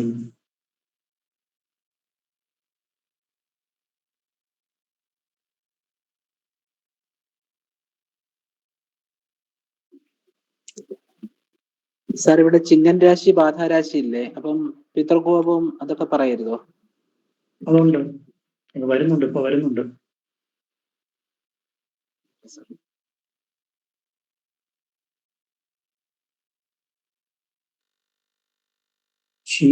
അടുത്ത ലൈനിൽ ചിങ്ങം രാശി ബാധാരാശി, സൂര്യന്റെ രാശി ബാധാരാശിയാവുകയും ആയതുകൊണ്ട് പിതൃകോപം ശക്തമായി ഉണ്ട്. പിതൃകോപം ശക്തമായി ഉണ്ട്. ഭ്രഷ്ടാവിന്റെ പിതാവ്, അനുജൻ, അളിയൻ, മച്ചമ്പിക്കാരൻ. ഭ്രഷ്ടാവിന്റെ പിതാവ്, അനുജൻ, അളിയൻ,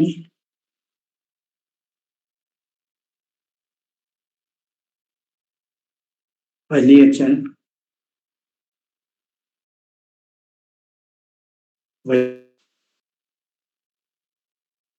എന്നിവരുടെ മരണങ്ങൾ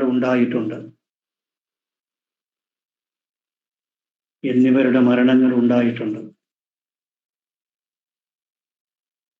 ഇവർക്കൊന്നും യഥാവിധി മുക്തി കൊടുത്തിട്ടില്ല. ഇവർക്കൊന്നും യഥാവിധി മുക്തി ലഭിച്ചിട്ടില്ല.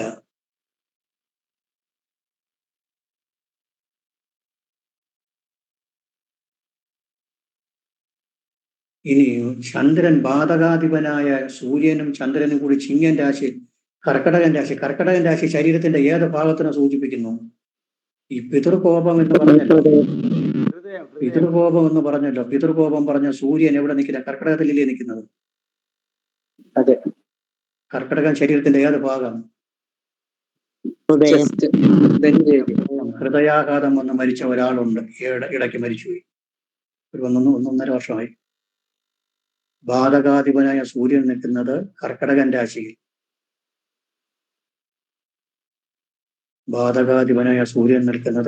രാശിയിൽ. നമ്മൾ ഈ മരണപ്പെട്ടെന്ന് വെച്ചാൽ അതിന്റെ കാരണങ്ങളൊക്കെ കണ്ടുപിടിക്കണം. എല്ലാം ഇതിനകത്തുണ്ടാവും. കർക്കടകൻ രാശിയിൽ ഹൃദയത്തിനെ സൂചിപ്പിക്കുന്ന രാശി. ഹൃദയത്തെ സൂചിപ്പിക്കുന്ന രാശി. ഹൃദയാഘാതം വന്ന് മരിച്ചവരുണ്ട്.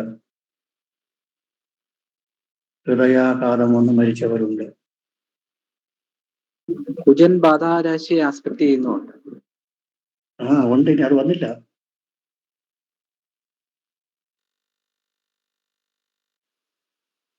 മൂന്നിൽ ഗുളികൻ വന്നുകൊണ്ടാണ് സാറേ സഹോദര മരണം. അതുകൊണ്ട് 3 ഗുളികൻ സഹോദര മരണത്തെ സൂചിപ്പിക്കുന്നു. അപ്പോൾ പിതൃക്കൾ എന്ന് പറയുമ്പോൾ അച്ഛൻ, വലിയച്ഛനൊക്കെ അതിൽ വന്നു. സഹോദരൻ 3 മാന്തി എന്നുകൊണ്ട് സഹോദര പ്രേതം വന്നു. അവിടെ ചൊവ്വയുടെ ദൃഷ്ടിയും കിടക്കുന്നു. സഹോദര കാരകനായ ചൊവ്വയുടെ ദൃഷ്ടി. വ്രണം വന്ന് മരിച്ചത് വന്നു. പിന്നെ ഹാർട്ട് പേഷ്യൻ്റായിട്ട് ഹാർട്ട് അറ്റാക്ക് വന്ന് മരിച്ചത് വന്നു. ഇതെല്ലാം വന്നിട്ടുണ്ട്. ഇനി ഇപ്പൊ ഇളക്കിയിട്ട ഒരു കാര്യം, ബാധകാധിപനും 6ാം ഭാവാധിപനും തമ്മിൽ എന്തെങ്കിലും ബന്ധമുണ്ടോ? ബാധകാധിപനും 6ാം ബാധകാധിപൻ 6-ലോ 6ാം ഭാവാധിപൻ ബാധാസ്ഥാനത്തോ രണ്ടുപേരും അങ്ങോട്ടും ഇങ്ങോട്ടും പരിവർത്തനമോ പരസ്പരം ദൃഷ്ടിയോ അങ്ങനെ എന്തെങ്കിലുമൊക്കെ ഉണ്ടോ? ഉണ്ട് സാർ. ഉണ്ട്. ബാധകാധിപനാര്? സൂര്യൻ. 6ാം ഭാവപതി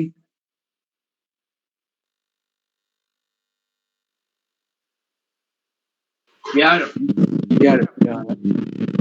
ഇത് ഒരു രീതി. ഇപ്പൊ പറഞ്ഞത് 6ാം ഭാവപതി ബാധാസ്ഥാനത്ത് ദൃഷ്ടിയൊന്നുമില്ല. ഉണ്ടോ നോക്കണം.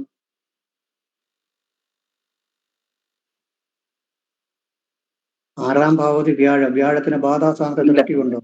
ഇല്ല. പക്ഷേ ബാധാസ്ഥാനത്ത് ചൊവ്വയുടെ ദൃഷ്ടി വന്നാലും ആ വിചാരം പറയാം. ഇത് ഞാൻ പറഞ്ഞു തന്നിട്ടുണ്ടോ എന്നറിയില്ല, ഏതൊക്കെ ബാച്ചയൊക്കെ പറഞ്ഞു കൊടുത്തിട്ടുണ്ട്.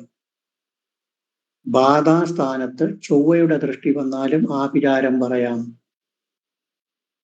ബാധാസ്ഥാനത്ത് ആരും ഇപ്പൊ പറഞ്ഞു, ആ ബാധാസ്ഥാനത്ത് ചൊവ്വയുടെ ദൃഷ്ടി, ആഭിചാരം പറയാം.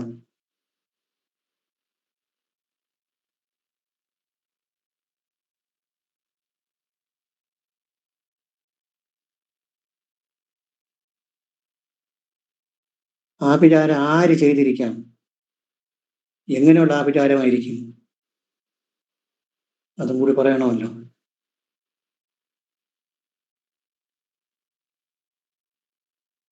എങ്ങനെയുള്ള ആഭിചാരമായിരിക്കും? മൈൽഡ് ആയിട്ടുള്ളതല്ലേ, പൊടി തൂറ്റുക അങ്ങനെയൊക്കെ. മൈൽഡായിട്ടുള്ളതാണ്. കാരണം ബാധകാധിപൻ ശുഭനാണെങ്കിൽ പൊടി തൂറ്റുക, ആണി തറയ്ക്കുക, ഇങ്ങനെയൊക്കെ വരും. ചെറിയ രീതിയിൽ വിളിച്ച് ശാപമിടുക, ഈ ആവശ്യമില്ലാത്ത ക്ഷേത്രങ്ങളിലും ഈ പ്രേതാത്മാക്കളൊക്കെ ഉള്ള വിത്തക്കഥകളിലും ആലയങ്ങളിലൊക്കെ ചെന്ന് കിടന്ന് വിളിച്ച് ശാപമിടുക, പൊടി തൂറ്റുക, ആണി അടിച്ചു വെക്കുക, ഇങ്ങനെയൊക്കെ ചെയ്യുന്നത്. ബാധകാധിപൻ സൂര്യനാണ്. അപ്പോൾ എന്തോന്ന്, ക്ഷുദ്രാഭിചാരമാണ്. ആര് ചെയ്തിരിക്കാം? ശത്രുവിനെ കൊണ്ടാണ് ചിന്തിക്കേണ്ടത്. 6ാം ഭാവാധിപനെ കൊണ്ട് ചിന്തിക്കണം. ആരായിരിക്കാം?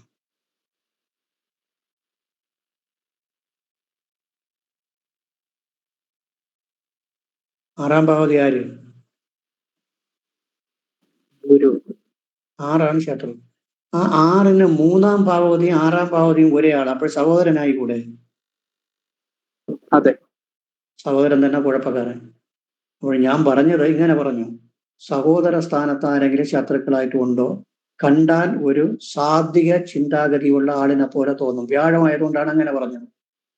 വ്യാഴം സാത്വിക ഗ്രഹമാണ്. സാത്വികനെ പോലെ തോന്നിക്കുന്ന സഹോദരന്മാരാരെങ്കിലും ഉണ്ടോ? അദ്ദേഹമാണ് ശത്രു എന്ന് പറഞ്ഞു. അത് പറഞ്ഞപ്പോൾ ചിരിയോട് ചിരിയായിരുന്നു, ഒരേ ചിരിയും ബഹളമായിരുന്നു. കറക്റ്റായിരുന്നു അത്. അതല്ലാതെ ബുക്കിൽ പറയുന്നതൊക്കെ എടുത്ത ബ്രാഹ്മണൻ, ക്ഷത്രിയൻ, വൈശ്യൻ, ശൂദ്രൻ എന്നൊക്കെ പറഞ്ഞു കഴിഞ്ഞാൽ നമ്മളെ വോട്ടിക്കും. അതൊന്നും എഫക്റ്റ് ആവില്ല. ഇങ്ങനെ ചിന്തിച്ചെടുത്താലേ പറ്റുള്ളൂ. 3ഉം 6ഉം ഒരേ ആള്. ശത്രുവിനെ ചിന്തിക്കുന്ന ഗ്രഹം 3ാം ഭാവപതിയും 6ാം ഭാവപതിയും ഒരേ ആൾ. അപ്പോഴേ ശത്രു സഹോദര സ്ഥാനീയനാകാം, അല്ലെങ്കിൽ അയൽവാസിയാകാം, കൂട്ടുകാരനാകാം. ഇതൊക്കെ 3ാം ഭാവത്തിൽ ചിന്തിക്കുന്നതാണ്. കുജയോഗം ഉള്ളതുകൊണ്ട് കുജന് സഹോദരകാരത്വം കൂടി ഉണ്ടല്ലോ സാർ. സഹോദരകാരത്വമുണ്ട്.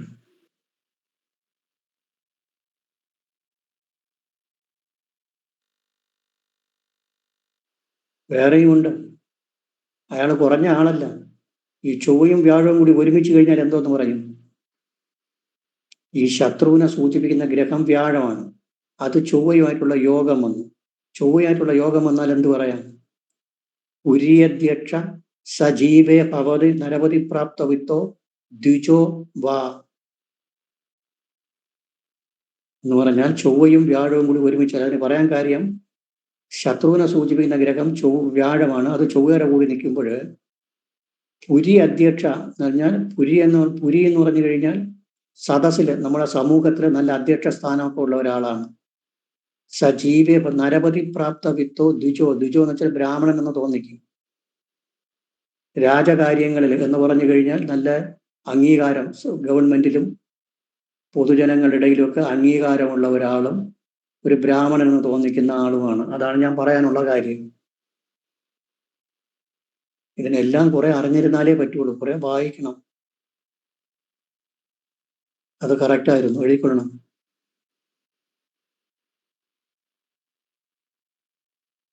ബാധാസ്ഥാനത്ത് ചൊവ്വയുടെ ദൃഷ്ടി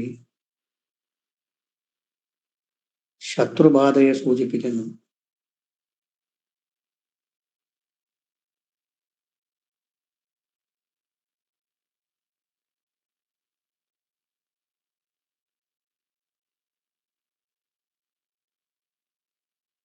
ബാധാസ്ഥാനത്ത് ചൊവ്വയുടെ ദൃഷ്ടി ശത്രുബാധയെ സൂചിപ്പിക്കുന്നു. ബാധകാധിപൻ പാപനായതുകൊണ്ട്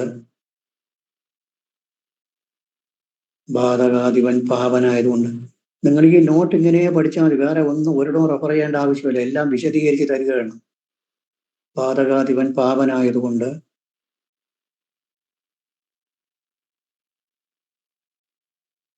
ആണിയടിക്കുക, പൊടി തൂറ്റുക, വിളിച്ച് ശാപമിടുക,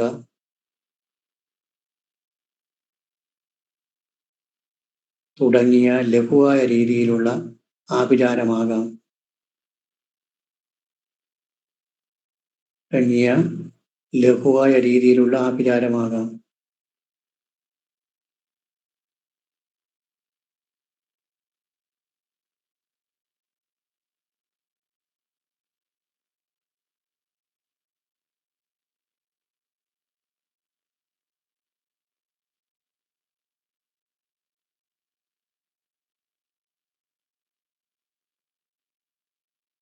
ആറാം ഭാവം കൊണ്ട് ശത്രുവിനെ ചിന്തിക്കണം.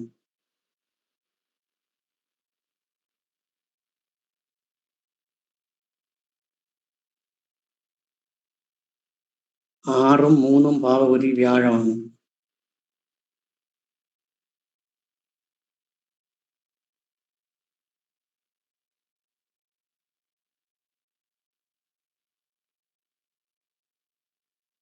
ആറും മൂന്നും ഭാവതി വ്യാഴമാണ്. സാത്വികൻ എന്ന് തോന്നിക്കുന്ന സഹോദരനാണ് ശത്രു. സാത്വികൻ എന്ന് തോന്നിക്കുന്ന സഹോദരനാണ് ശത്രു.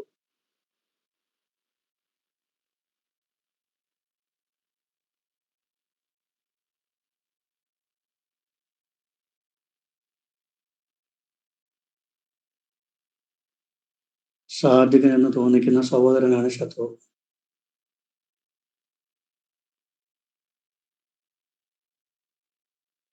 പാദാസ്ഥാനത്ത് ചൊവ്വയുടെ ദൃഷ്ടി അതെഴുതിയോ? എഴുതി സർ.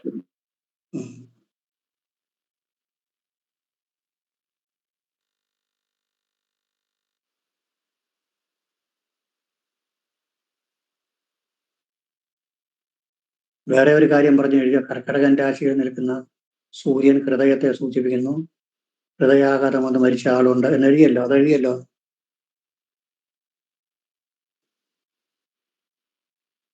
അതെഴുതിയോ? എഴുതിയില്ലേ? എഴുതി സർ. എഴുതി. ഇനി എന്തുണ്ട് പറയാൻ?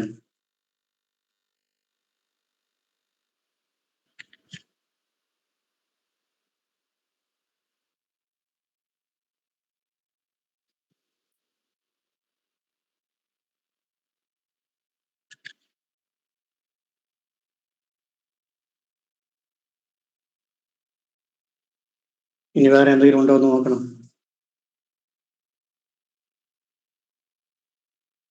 അപ്പോൾ കൺക്ലൂഡ് ചെയ്ത് പറയുകയാണ്, ദേവസാന്നിധ്യം എന്ന് പറയുന്നത് ശിവരൂപവും ഭദ്രയുടെ സാത്വികമായ ശിവരൂപവും സാത്വിക സ്വഭാവമുള്ള അല്ലെങ്കിൽ ഉള്ള ഭദ്രയുടെ രൂപമാണ് ദേവരൂപങ്ങൾ. പിന്നെ ഒരു കുക്ഷിശാസ്താവ്, കുട്ടിച്ചാത്തൻ അല്ലെങ്കിൽ കുക്ഷിശാസ്താവും പന്നക കന്യകയും നാഗദോഷങ്ങളും ഉണ്ട്. ഇതിനൊക്കെ നമുക്ക് തീർക്കണം. അത് കഴിഞ്ഞിട്ട് നാഗദോഷം കഴിഞ്ഞതിന് ശേഷം ആഭിചാരദോഷം ഇപ്പൊ പറഞ്ഞു. പിന്നെ ഹൃദയാഘാതം വന്ന് മരിച്ചത്, ബ്രഹ്മരക്ഷസിന്റെ ദോഷമുണ്ട്. ബ്രഹ്മരക്ഷസ് ഒന്നിൽ കൂടുതലുണ്ട്. അതിനെയൊക്കെ കളയണം. ആഭിചാരദോഷം കളയണം. ഇതെല്ലാം കൂടി ചേർത്ത് പരിഹാരം എഴുതണം. പരിഹാരം പറയട്ടോ?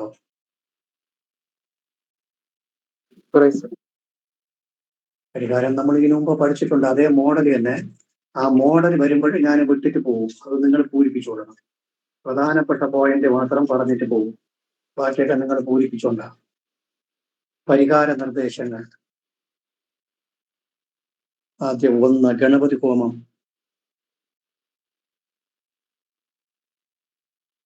ഗണപതി ഹോമം. തുടർന്ന് മൃത്യുഞ്ജയ ഹോമം. മൃത്യുഞ്ജയ ഹോമം. ഇതിൽ ത്രയംബകം, യജാമക എക്സെട്ര കുത്തിട്ട് ബാക്കി പൂരിപ്പിച്ചുകൊണ്ടാകും. ബാക്കി അറിയാമല്ലോ, കഴിഞ്ഞ ക്ലാസ്സിൽ പറഞ്ഞ അറിയാമല്ലോ. അറിയാം സർ, അറിയാം. അതിനെ അതുപോലെ എഴുതണം. ഞാൻ വേണമെങ്കിൽ ഒരിക്കൽ പറയാം. ത്രയംബക യജാമക ഇത്യാദി പൂർണ്ണ മന്ത്രത്തിൽ 144 വിധം ശബ്ദദ്രവ്യത്തിൽ ജപിക്കേണ്ടതും തദവസരത്തിൽ കഴിയുന്നതും കുടുംബാംഗങ്ങൾ ഓം ഹ്രീം നമ ശിവായ എന്ന ശക്തി പഞ്ചാക്ഷരി മന്ത്രം ജപിച്ചു കൊണ്ടിരിക്കേണ്ടതുമാകുന്നു. അതത്രയേ ഉള്ളൂ. പിന്നെ അത് കഴിഞ്ഞിട്ട് സുദർശന മാലാമന്ത്രം ഒരു 108, ഗായത്രി 108, ഉഗ്ര നരസിംഹം 108 എഴുതിക്കൊള്ളണം. സുദർശന മാലാമന്ത്രം 108,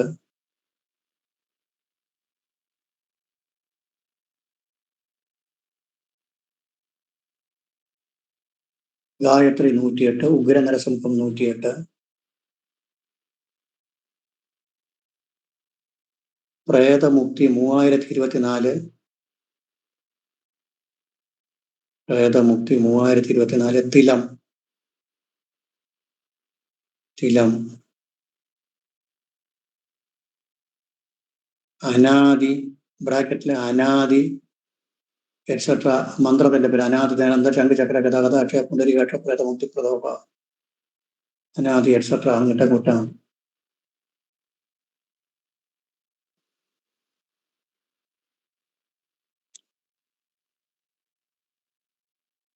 അടുത്ത് ഇനി വിശദീകരിച്ച് എഴുതണം. കുറച്ച് ദൂരം എഴുതിയിട്ട് ഞാൻ എക്സെട്ര ആയിട്ട് അങ്ങോട്ട് വിട്ടുവിട്ടേക്കാം. ആരാധിച്ചിരുന്നതും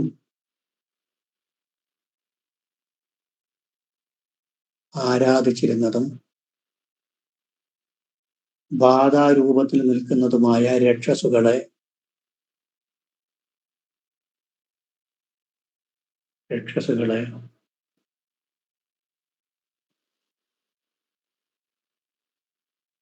ചതുർബാഹു പ്രതിമയിലും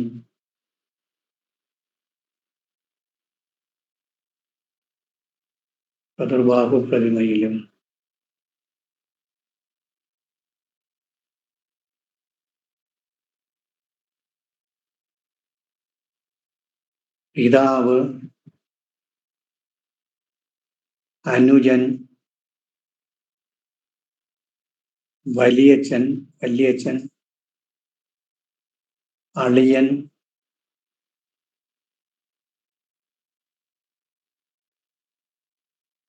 തുടങ്ങിയവർ മരിച്ച ആത്മാക്കളെ ഇതൊക്കെയാണ് നമ്മളിവിടെ കണ്ടത്. ആത്മാക്കളെ പ്രത്യേകം വെള്ളിപ്രതിമയിലും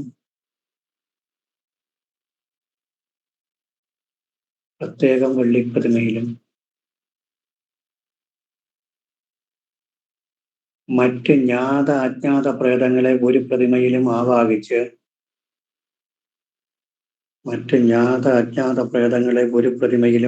ആവാഹിച്ച്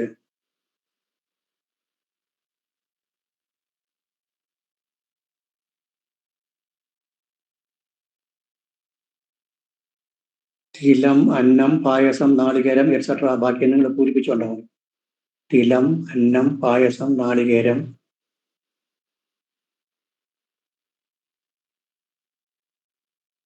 എക്സെട്ര. ഞാൻ ഒരിക്കൽ പറയാം. തിലം, അന്നം, പായസം, നാളികേരം, ഗുളം എന്നിവ നൽകി സംപ്രീതരാക്കിയ ശേഷം പുണ്യാകം, പഞ്ചഗവ്യം, ഹോമസംവാദം, ചാളഗ്രാമ തീർത്ഥങ്ങളാൽ ശുദ്ധി വരുത്തി വിഷ്ണു സഹസ്രനാമം ജപിക്കുക. പ്രത്യേകം തയ്യാറാക്കിയ സുദർശന പദ്മത്തിൽ അവയെ ആവാഹിച്ച് സംവാദ സൂക്തം ജപിച്ച് ദൈവജ്ഞൻ ഒഴിവ് നോക്കിയ ശേഷം വിഷ്ണുവെ ഉദ്ദേശിച്ച് പ്രതിമകൾ ജലനിമജ്ജനം ചെയ്യുക. യഥാവിധി ബ്രാഹ്മണ ഭോജനം. ഈ പൂജകളെല്ലാം പകൽ തന്നെ ചെയ്യണം. ഇതൊക്കെ അവിടെ നോക്കി എഴുതി കൊള്ളണം. അതുപോലെ എഴുതിക്കൊള്ളുമല്ലോ.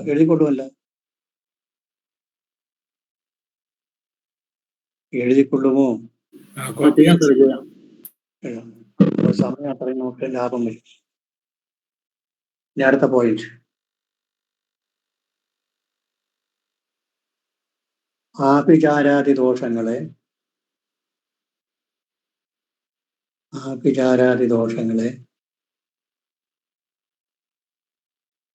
സമഷ്ടിയായി ആവാഹിച്ച്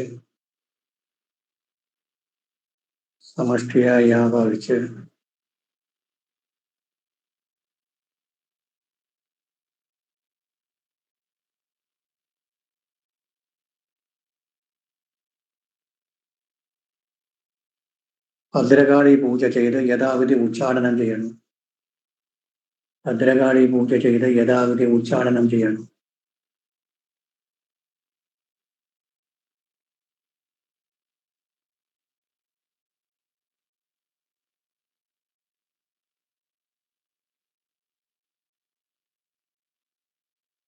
അടുത്ത പോയിന്റ്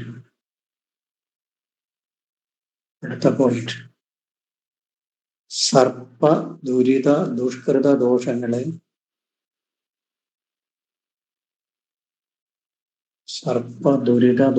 ദോഷങ്ങളെ ആവാഹിച്ച്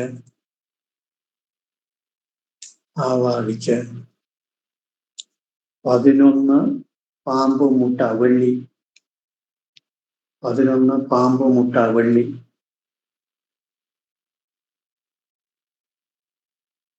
11 പറഞ്ഞ എന്തിന്? ചരരാശിയല്ലേ? ചരരാശി, ലഗ്നം ചരരാശിയായിരുന്നു. ലഗ്നം വച്ചിന്റെ ആ കുനിക്കിനെ വെച്ചും പറയാറുണ്ട്. ലഗ്നം വെച്ച് പറഞ്ഞാൽ മതി 11. ദുരിത ദുഷ്കരദോഷങ്ങളെ ആവാഹിച്ചു 11 പാമ്പും മുട്ട വെള്ളി, പാമ്പും പുറ്റ് ബ്രാക്കറ്റിലെ ചെമ്പ്, പാമ്പും പുറ്റ് ബ്രാക്കറ്റിലെ ചെമ്പ്,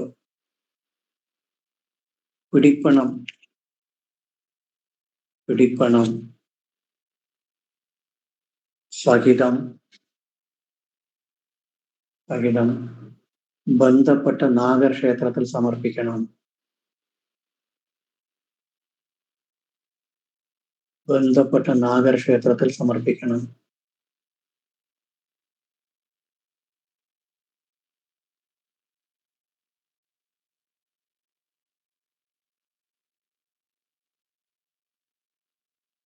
ഇനി നമ്മൾ പരിഹാരമായിട്ട് പറയേണ്ട വേറെ എന്തെങ്കിലും ഉണ്ടോ? പ്രേതാത്മാക്കളായി, ആഭിചാരമായി, പിന്നെ ബ്രഹ്മരക്ഷസിന്റെ ആയി, രക്ഷസുകളെല്ലാം ആയി, വേറെ ഇനി എന്തെങ്കിലും ഉണ്ടോ? ശിവനെയും ദേവിയെയും ആചരിക്കാൻ പറയണം. അത് വന്നില്ല. അത് ഇനിയാണ് എഴുതുന്നത്. ബാക്കിയെല്ലാം ആയല്ല. അടുത്ത പാരഗ്രാഫ്. ദേവചൈതന്യങ്ങളായി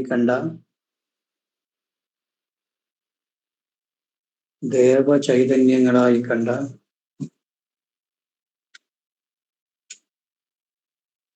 ശിവരൂപത്തെ ചന്ദ്രകലയിലും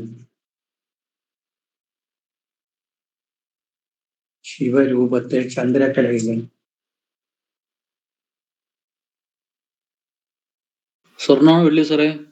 സ്വർണം. ദേവരൂപമൊക്കെ സ്വർണത്തിലേ ചെയ്യാവും. ചന്ദ്രകലയിലും കാളിയെ നവയോനിത്താലിയിലും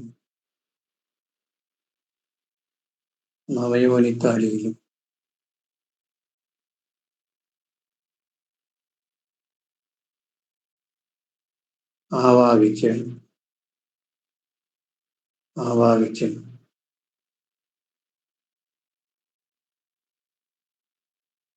സമാന ചൈതന്യത്തിൽ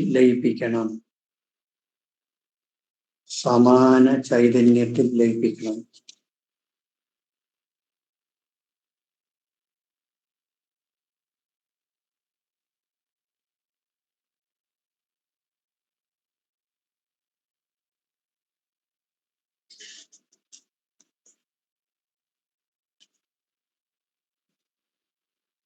അതായത് സമാന ചൈതന്യത്തിൽ ലയിപ്പിക്കണമെന്ന് വെച്ചാൽ മനസ്സിലായോ?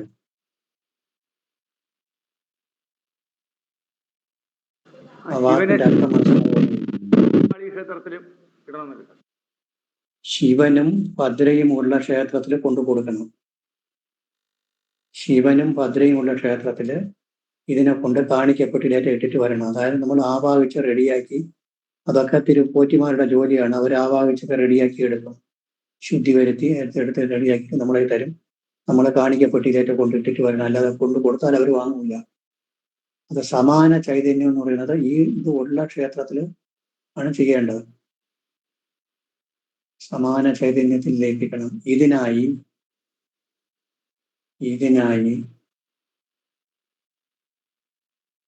ശിവന്റെയും ഭദ്രയുടെയും സാന്നിധ്യമുള്ള കുടുംബക്ഷേത്രത്തിൽ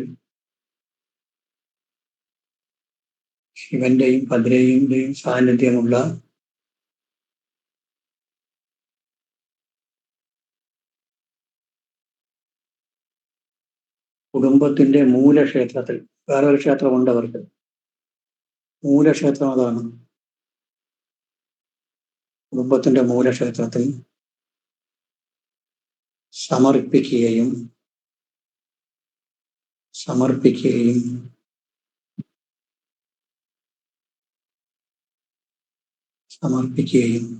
ആ ക്ഷേത്രത്തെ കുടുംബക്ഷേത്രമായി ആരാധിച്ചു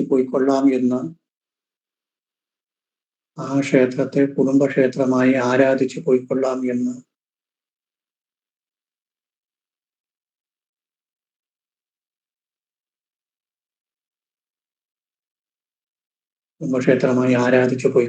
എന്ന് വിളിച്ച് പ്രാർത്ഥിക്കുകയും ചെയ്തു.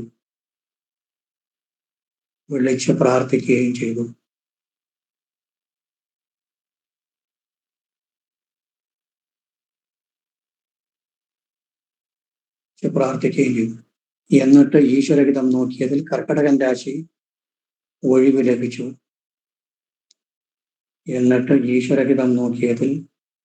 കർക്കടകൻ രാശി ഒഴിവ് ലഭിച്ചു.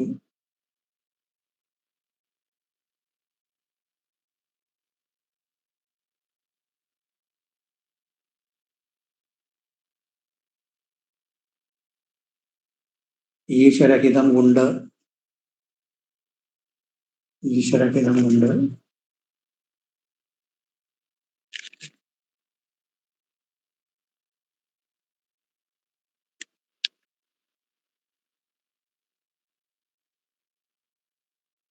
ഇതുപോലെ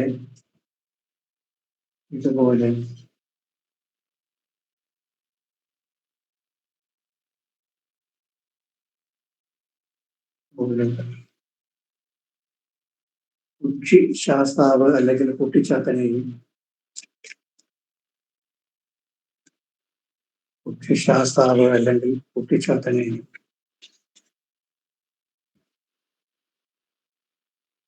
നാഗകന്യകയെയും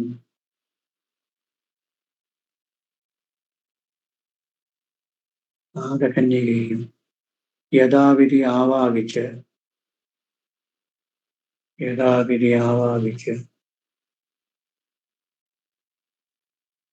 സമാന ചൈതന്യത്തിൽ ലയിപ്പിക്കണം.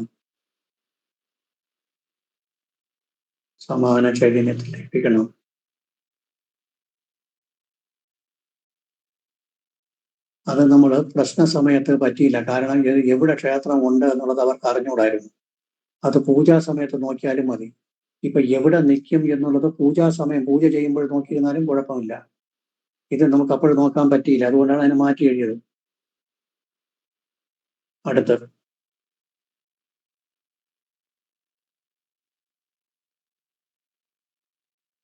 ബ്രഹ്മരക്ഷത്തിനെ സമഷ്ടിയായി ആവാഹിച്ച് നിലവിളക്കിൽ സങ്കല്പിച്ച് ബ്രഹ്മരക്ഷസിനെ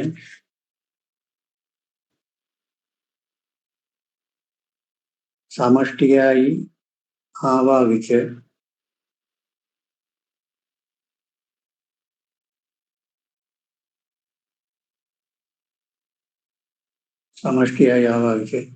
നിലവിളക്കിൽ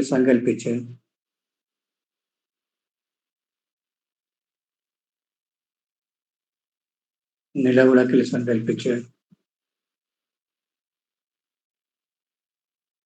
പ്രഷ്ടാവ് പറഞ്ഞ ഒരു ശ്രീകൃഷ്ണ സ്വാമി ക്ഷേത്രത്തിൽ ക്ഷേത്രം ഏതെന്നുള്ളത് നിങ്ങൾ അറിയണ്ട, എന്നെ പറഞ്ഞത് വേണ്ട. പ്രഷ്ടാവ് പറഞ്ഞ ബ്രഹ്മരക്ഷസിന്റെ സാന്നിധ്യമുള്ള ഒരു ക്ഷേത്രത്തിൽ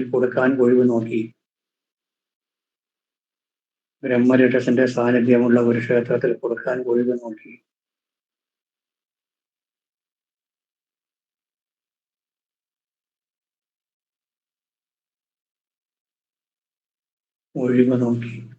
വൃശ്ചികം രാശി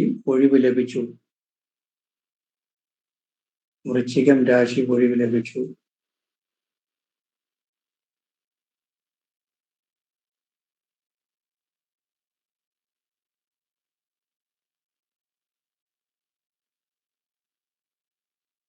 അടുത്ത ലൈനിൽ ഈ പൂജകളെല്ലാം പകൽ തന്നെ ചെയ്യേണ്ടതാണ്.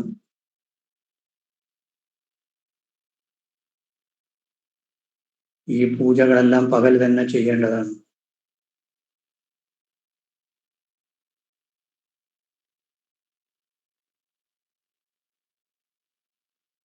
ഇപ്രകാരം ഒഴിവ് കണ്ട രാശി കുംഭം.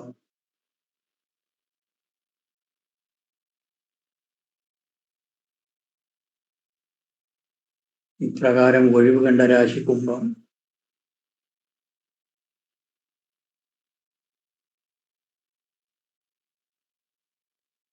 വ്യാഴം 4-ൽ, വ്യാഴം കേന്ദ്രത്തിൽ. വ്യാഴം കേന്ദ്രത്തിൽ.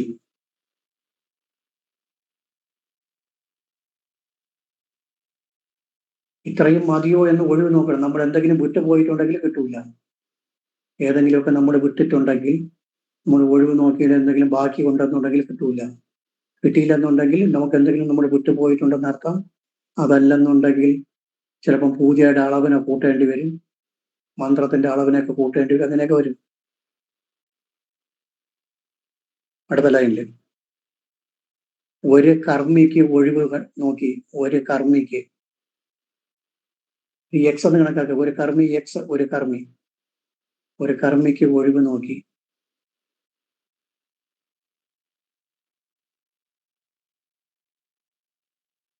കുംഭം രാശി ലഭിച്ചു. കുംഭം രാശി ലഭിച്ചു. കുംഭം രാശി ലഭിച്ചു. ഈശ്വരഹിതം കൊണ്ട് എന്നർത്ഥം. ഈശ്വരഹിതം കൊണ്ട് എന്നർത്ഥം.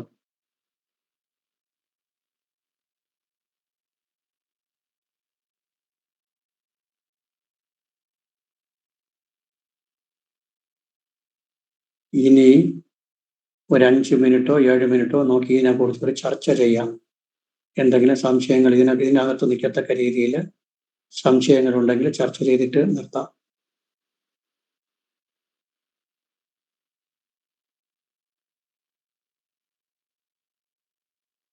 ഹലോ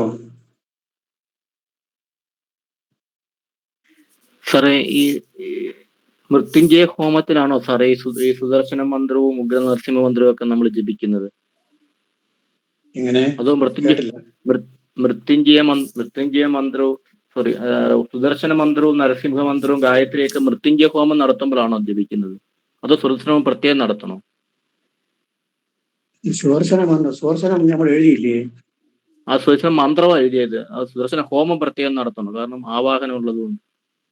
അതിൽ പ്രത്യേകം നടത്തണം. അത് നമ്മൾ എഴുതിയല്ല. സുദർശന ഹോമം എഴുതിയല്ലോ. അല്ല, സുദർശന മാലാമന്ത്രം 108, ഉഗ്ര നരസിംഹ മന്ത്രം 108 അങ്ങനെ പറഞ്ഞു. അത് എഴുതണം. അത് ഹോമമായിട്ട് നടത്തണം. എഴുതാൻ വിട്ടുപോയി. സോറി. ഉഗ്രൻ ഒരു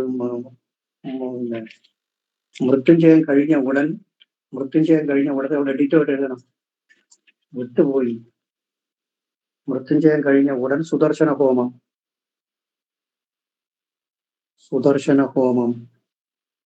ഇതിൽ മഹാസുദർശന മന്ത്രം. അത് വളരെ അതാണ് ഏറ്റവും അത്യാവശ്യമുള്ളത്. ഇതിൽ മഹാസുദർശന മന്ത്രം.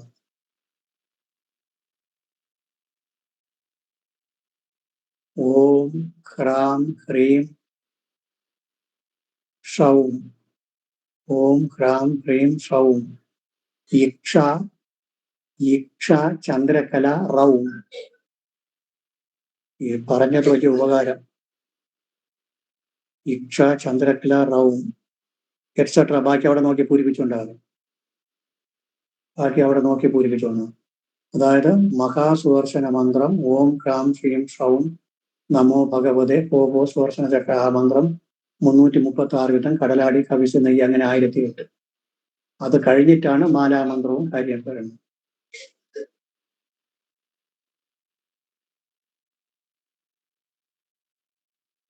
ഇത് ഈ ബ്രഹ്മരക്ഷസ് കൂടി ഉള്ളത് കൊണ്ടാണ്. ബ്രഹ്മരക്ഷസ് ഒന്നല്ല, ഒന്നിൽ കൂടുതൽ ഉള്ളത് കൊണ്ടാണ്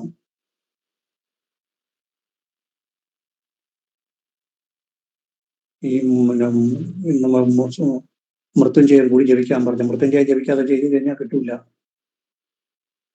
പൂർണ്ണമായിട്ടും പൂജ പൂർണ്ണമാവൂല. അതുപോലെ തിലം 3024 ജപിക്കാൻ പറഞ്ഞു. സായുജ്യം 3024. അത്രയും ജപിച്ചാലേ കിട്ടുള്ളൂ. ഇനി വേറെ സാറേ അതിനകത്ത് കളരി ദേവതകളെ പറഞ്ഞിട്ടുണ്ടായിരുന്നു സാറേ. സാറൊന്ന് കളരി പറഞ്ഞു. ദേവത ഇതിനകത്ത് ഉൾപ്പെടും. കളരി ദേവത ഒന്നും ഇല്ല എന്നാണ് അവർ പറയുന്നത്. ഇത്രയേ അതിനകത്തുള്ളൂ. കളരിയായിട്ടുള്ള ബന്ധമുണ്ട്. അത് ഉണ്ടായിരുന്നത് ഞാൻ ഇപ്പം നമ്മൾ പറഞ്ഞില്ലേ, ഒരു മൂലക്ഷേത്രം ഉണ്ടെന്ന് ഇപ്പൊ പറഞ്ഞ ഓർമ്മയുണ്ടോ? ഇപ്പോഴായിട്ട് പറഞ്ഞത് പറഞ്ഞായിരുന്നു സാറേ. അവിടെ ഉണ്ട്. ഈ മൂലക്ഷേത്രത്തിലുള്ള പൂജാരി ഇവരെ അച്ഛനായിരുന്നു. അച്ഛനാണ് അവിടെ പൂജ കൊടുത്തുകൊണ്ടിരുന്നത്.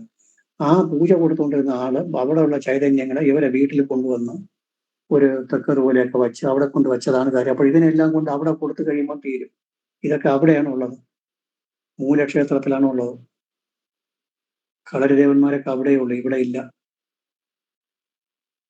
അതാണ് അവിടത്തേക്ക് ഒഴിവും കിട്ടിയത്. അവിടെ നിന്ന് ഈ സാധാരണയായിട്ട് പഴയ കാലത്തൊക്കെ ചെയ്യുമ്പോൾ അടുത്ത് പൂജ ചെയ്തുകൊണ്ടിരിക്കുകയാണെങ്കിൽ അവിടുത്തെ ചൈതന്യങ്ങളെ കൊണ്ട് ഇവിടെ നമുക്ക് നമ്മുടെ കുട്ടികളെ പൂജിക്കട്ടെ എന്ന് പറഞ്ഞുകൊണ്ട് ഇവിടെ കൊണ്ടുവയ്ക്കും. അത് ഇവരെ കാലം കഴിഞ്ഞ് പോകുമ്പോൾ അതിന് അനാഥമായിട്ട് അത് കിടക്കും. അങ്ങനെ വന്നതാണ്. മൂലക്ഷേത്രം ഉണ്ടെന്ന് എങ്ങനെ മനസ്സിലായ പെട്ടെന്ന് മൂലക്ഷേത്രം ഉണ്ടെന്ന് പറഞ്ഞ് മനസ്സിലായത്, എനിക്ക് മനസ്സിലായത് ഈ കളരി ദേവന്റെ കാര്യം പറഞ്ഞപ്പോൾ അവർ തന്നെ പറഞ്ഞു മൂലക്ഷേത്രം ഉണ്ട്. അത് പോയിട്ട് പിന്നെ സൂര്യന്റെ മൂലക്ഷേത്ര രാശിയാണ് പിന്നെ ശുക്രന്റെ മൂലക്ഷേത്ര രാശിയാണ് ആരൂഢമായിട്ട് കിട്ടിയത്. അപ്പോൾ ഒരു മൂലക്ഷേത്രം ഉണ്ട് എന്നുള്ളത് ചിന്തിക്കാം, അങ്ങനെ വെച്ചിട്ട് ചിന്തിക്കാം. ശുക്രന്റെ മൂലക്ഷേത്ര രാശി ആണ് ആരൂഢമായിട്ടും ലഗ്നമായിട്ടും കിട്ടിയത്. അങ്ങനെ മനസ്സിലാക്കാം. ഇനിയും ഒരുപാട് കാര്യങ്ങൾ പറയാനുണ്ട്. സാറ് മുമ്പേ സൂചിപ്പിച്ച ദേവദ്വിനാമ എന്ന് പറയുന്ന പ്രമാണിയുടെ ആപ്ലിക്കബിൾ ആണോ? കാര്യം ഇതേ ഭദ്രകാളിയും ശിവനുമുള്ള വേറൊരു അമ്പലം ഉണ്ട് എന്ന് സൂചിപ്പിക്കുന്നത് ഈ ആരൂഢത്തിന്റെ അത് വെച്ച് പറയാൻ പറ്റും. ദേവദ്വിനാമ ശരുഗെന്ന് സാർ പറഞ്ഞത്. ദേവദ്വിനാമ എന്ന് പറഞ്ഞാൽ ഇന്റർപ്രിട്ടേഷൻ എന്നാണ് പറഞ്ഞത്. അങ്ങനെ നമുക്ക് പറയാം. ദേവദ്വിനാമ, രണ്ട് നാമമുള്ള ദേവൻ അവിടെ ഉണ്ട്. അപ്പൊ രണ്ട് ദേവനാണ് ഇവിടെ കണ്ടത്, അതുകൊണ്ടാണ് അങ്ങനെ പറഞ്ഞത്. മൂലക്ഷേത്രമൊന്നും ഇവിടെ വരുന്നില്ല. ഇവരുടെ ചോദ്യം ഇവരുടെ വീട്ടില് ഇവരുടെ കുടുംബത്തിൽ ഉണ്ടാകുന്ന അനർത്ഥത്തിനുള്ള കാരണം എന്തെന്നുള്ളതാണ്. അപ്പോൾ ഇതിനെയൊക്കെ ഇവിടെ ഇവർക്ക് കുഴപ്പമുണ്ടാക്കുന്നത് ഒന്ന് ഈ രക്ഷസുകളുടെ കുഴപ്പം. അത് കഴിഞ്ഞ് ഈ ക്ഷേത്രത്തിനെ ഇവിടെ കൊണ്ടുവന്നിട്ട് ഒരു കാലഘട്ടം വരെ ഇവരെ അച്ഛൻ പൂജിച്ചുകൊണ്ടിരുന്നിട്ട് ഇവർ ഉപേക്ഷിച്ചു. അതാണത് ബാധയായിട്ട് നിൽക്കുന്നത്. ഇത് രണ്ടുമാണ് ഇവരുടെ അനർത്ഥത്തിന് കാരണം. പിന്നെ ശത്രുദോഷവും ഉണ്ട്. ഇത് മൂന്നുമാണ് കാരണം. ദേവദ്വിനാമ എന്ന് പറഞ്ഞത് രണ്ടെണ്ണം ഉണ്ട് എന്നുള്ളതിന്റെ ഒരു ഊന്നൽ കൊടുത്തു എന്നുള്ളതേ ഉള്ളൂ. ശരി സാർ. ആരൂഢം അങ്ങനെ പറയുന്നു. സാറേ ഒരു സംശയം ചോദിച്ചോട്ടെ? സാർ സംശയം ചോദിച്ചോട്ടെ? അതെ ചോദിക്കണം. സാറേ ഈ ഇവിടെ വന്നിട്ട് അവരുടെ വീട്ടിൽ മരിച്ച അപ്പൂപ്പൻ, അച്ഛന്റെ ചിറ്റപ്പൻ ഇവരെല്ലാം പ്രേതബാധയായെന്ന് പറഞ്ഞു. അപ്പം വീട്ടിൽ മരിക്കുന്നവരെല്ലാം പ്രേതബാധയാകുമോ? എന്തെങ്കിലും എല്ലാവരും അങ്ങനെ ആവും. അതാണ് ജ്ഞാത അജ്ഞാതം എന്ന് കൂടി എഴുതുന്നത്. എല്ലാവരും അങ്ങനെ ആകൂല. അതായത് മരിച്ചിട്ട് ഏകദേശം ഒരു ദുർമരണം നടക്കുന്നത് മാത്രമേ നമുക്ക് ബുദ്ധിമുട്ടായി നിൽക്കുള്ളൂ. അതില് ഈ പറഞ്ഞ ഇത്രയ്ക്കും ഇവർ നേരെ ചൊവ്വേ കർമ്മം ചെയ്തിട്ടില്ല. ബാക്കിയുള്ളതൊക്കെ കർമ്മം ചെയ്തിട്ടുണ്ട്. വയസ്സായി മരിക്കുന്നതൊക്കെ കറക്റ്റായിട്ട് മുക്തി കിട്ടി അങ്ങ് പോകും. അതുകൊണ്ട് നമ്മൾ എന്ത് പറയുമെന്ന് ചോദിച്ചാൽ ഇങ്ങനെ പറയും: സമഷ്ടിയായി പ്രേതാത്മാക്കളെ സമഷ്ടിയായി ആവാഹിച്ച് എന്ന് പറയും. അതല്ല, നമ്മളിപ്പോ ഓരോരോ വ്യക്തികളെ കുറിച്ച് എടുത്ത് പറഞ്ഞുകൊണ്ടിരുമ്പോൾ അവർ പറയും, ഞാൻ എൻ്റെ അച്ഛന് അല്ലെങ്കിൽ എൻ്റെ അമ്മാവന് അല്ലെങ്കിൽ എൻ്റെ അപ്പൂപ്പന് എൻ്റെ പോറ്റിക്കാരണവർക്ക് ഞാൻ 13 ബലിയും ഇട്ട് പിന്നെ ബാക്കി ഇന്ന കൂടെ നിലനിർത്തിയിട്ടുണ്ട്, അതുകൊണ്ട് അതൊക്കെ കിട്ടിയിട്ടുണ്ട് എന്ന് പറയുകയാണെങ്കിൽ കഴിക്കാം. പക്ഷെ നമ്മൾ പറയുമ്പോൾ ഇന്നതൊക്കെ ഉണ്ട് എന്നൊക്കെ നമ്മൾ പറയും. അപ്പോൾ അങ്ങനെ വരുമ്പോൾ സമഷ്ടിയായി ആവാഹിച്ച് തിലം, അന്നം, പായസം, നാളികേരം. സമഷ്ടി എന്ന് പറയുമ്പോൾ ഗതി കിട്ടാതെ നിൽക്കുന്നത് മാത്രമേ അവിടെ വരുള്ളൂ. ഗതി കിട്ടിയതൊക്കെ പോയിക്കോട്ടെ. ഇതിൽ ഈ പറഞ്ഞ ഇത്രയും അവർക്ക് കുഴപ്പമുള്ളതാണ്. അതാണ് ആ പേരിനെ എടുത്തു പറഞ്ഞത്. ഇവരെ അച്ഛൻ വന്നിട്ട് കൊറോണ സമയത്താണ് മരിക്കുന്നത്. അത് നേരെ ചൊവ്വെ പൂജ ചെയ്തിട്ടില്ല. കൊറോണ സമയത്താണ് അച്ഛൻ മരിക്കുന്നത്. വലിയച്ഛൻ മരിക്കുന്നതും അതിനുശേഷം 1-2 വർഷമായി വലിയച്ഛൻ മരിക്കുന്നു. പിന്നെ അറ്റാക്ക് വന്നാണ് അനുജൻ മരിക്കുന്നത്. അതാണ് അവിടെ കണ്ട ഒരു കാര്യം പറഞ്ഞത്. ഇതൊക്കെ ഇങ്ങനെ അങ്ങനെ ഉള്ളതിനെ മാത്രം എടുത്തു പറഞ്ഞിട്ട് ബാക്കി മുക്തി കിട്ടിപ്പോയതും പോകാത്തതൊക്കെ ഉണ്ടാവും. അതെല്ലാം കൂടി സമഷ്ടിയായിട്ട് ആവാക്കി. അത് അന്യപ്രേതം വരാം. മാന്നിക്ക് പാപഗ്രഹത്തിന്റെ യോഗമോ ദൃഷ്ടി വന്നാൽ അന്യപ്രേതങ്ങൾ വരാം. അതെങ്ങനെയെന്ന് ചോദിച്ചാൽ ഈ ക്ഷേത്രത്തിൽ വെച്ച് പൂജയൊക്കെ കൊടുത്തുകൊണ്ടിരിക്കുന്ന സമയത്ത് വിളക്കൊക്കെ കത്തിക്കുമ്പോൾ നമ്മൾ നിയമപരമല്ലാത്ത രീതിയിൽ വിളക്കൊക്കെ കത്തിക്കുമ്പോൾ ഈ ഗതി കിട്ടാതെ കിടക്കുന്ന ആത്മാക്കളൊക്കെ അതിനകത്ത് വരും എന്നൊക്കെ പറഞ്ഞ് കേട്ടിട്ടുണ്ട്. കാരണം വിധിപ്രകാരമല്ല പൂജ കൊടുക്കുന്നത്. അവിടെ ഒരു ഗണപതി ഹോമം നടത്തുകയോ അല്ലെങ്കിൽ മറ്റു ഹോമങ്ങൾ ചെയ്യുകയോ ഒന്നുമില്ലാതെ വെറുതെ വിളക്കും കൊളുത്തി അല്ലെങ്കിൽ ചിലപ്പോൾ എന്തെങ്കിലും ഒരു മണി അടിക്കുകയോ അങ്ങനെയൊക്കെ ചെയ്യുന്ന സമയത്ത് ഇതിൻ്റെ ഈ മണവും കാര്യമൊക്കെ സ്വീകരിക്കാൻ വേണ്ടി ആത്മാക്കൾ വരും. അങ്ങനെയൊക്കെ വന്നേക്കാം. അതുകൊണ്ട് ഈ മുക്തി കിട്ടിപ്പോകാൻ ഈ ദുർമരണം നടക്കുന്നത് മാത്രമേ മുക്തി കിട്ടിപ്പോകാനുള്ള ബുദ്ധിമുട്ടുള്ളൂ. ബാക്കിയൊക്കെ മുക്തി കിട്ടിപ്പോയേക്കും. അതുകൊണ്ട് നമ്മൾ അങ്ങനെ കുടുംബത്തിൽ മരിക്കുന്ന എല്ലാ പേർക്കും മുക്തി കിട്ടിയില്ല എന്ന് ഒരിക്കലും പറയാനും പാടില്ല. അതുകൊണ്ടാണ് ചില ആൾക്കാർ പറയുമ്പോൾ പിന്നെ പ്രേതാത്മാക്കളെ സമഷ്ടിയായി ആവാഹിച്ച് ഒന്നും എടുത്തു പറയൂല, എടുത്തു പറയാതെ ഒരുമിച്ച് ആവാഹിച്ച് തില അന്നപായസ നാളികേരങ്ങൾ കൊടുത്തെല്ലാം കൂടി. അങ്ങനെ വരുമ്പോൾ ഒരു കാര്യം വരുന്നത്, ഏതെങ്കിലും പ്രത്യേകിച്ച് അവർക്ക് പറയാനുള്ള കേസുകൾ അതിനകത്ത് ഉണ്ടെങ്കിൽ അതിനെ പ്രത്യേകിച്ച് എടുത്ത് ചെയ്യുന്നത്. അങ്ങനെ അറിയാം മുക്തി കിട്ടിയിട്ടില്ല എന്ന് അറിയാമെന്നുണ്ടെങ്കിൽ അതിനെ എടുത്ത് ചെയ്യണം. അല്ലെങ്കിൽ എല്ലാം കൂടി ഒരുമിച്ച് ചെയ്യുക. ഈ പറഞ്ഞ ഇത്രയും കിട്ടി പോകാത്തതാണ്. ശരി സാർ.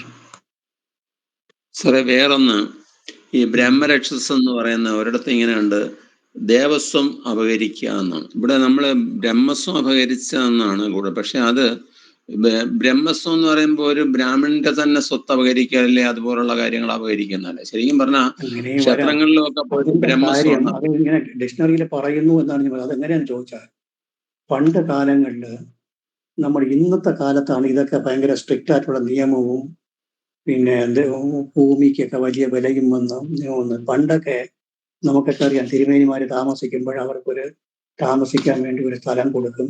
അവർക്കൊരു 10-15 സെന്റ് വസ്തുവും കൊടുത്ത് സ്ഥലം കൊടുക്കും. അത് കാലഹരണപ്പെടുമ്പോൾ അത് അവരെ വകയായിട്ട് മാറും. അത് പണ്ട് മുതലേ ഉള്ളത് തന്നെയാണ്, ഉള്ള ഒരു സിസ്റ്റം.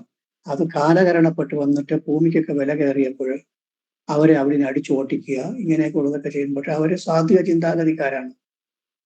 സാധ്യ ചിന്താഗതി അവരെ ഓടാൻ പറഞ്ഞാൽ അവർക്ക് വേറെ നിവർത്തിയില്ല, അവർ പോയേ പറ്റുള്ളൂ. അങ്ങനെയൊക്കെ ഒരു കാലഘട്ടത്തിലൊക്കെ അങ്ങനെയൊക്കെ ഉണ്ടായിരുന്നു. ഇന്ന് അതിനൊക്കെ മാറ്റമുണ്ട്. ഇങ്ങനെയാണ് ഡിക്ഷണറിയിൽ പറയുന്നു എന്നാണ് പറഞ്ഞത്. അതിനെക്കൂടി ആക്ഷേപങ്ങളും കാര്യങ്ങളൊക്കെ ഉണ്ട്. ചിലർക്ക് അത് ഇഷ്ടപ്പെടും, ചിലർക്ക് ഇഷ്ടപ്പെടില്ല, അങ്ങനെയൊക്കെ വരും. പിന്നെ അതിനെക്കുറിച്ച് പറഞ്ഞു എന്നുള്ളതേ ഉള്ളൂ. ശരി സർ.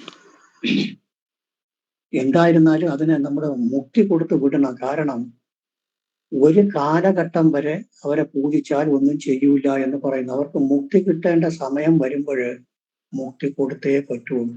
അത് മന്ത്രമൂർത്തിയായാലും യോഗീശ്വരനായാലും ഏതായിരുന്നാലും മുക്തി കിട്ടേണ്ട സമയത്ത് പിന്നെ നമ്മൾ വച്ചേക്കരുത്.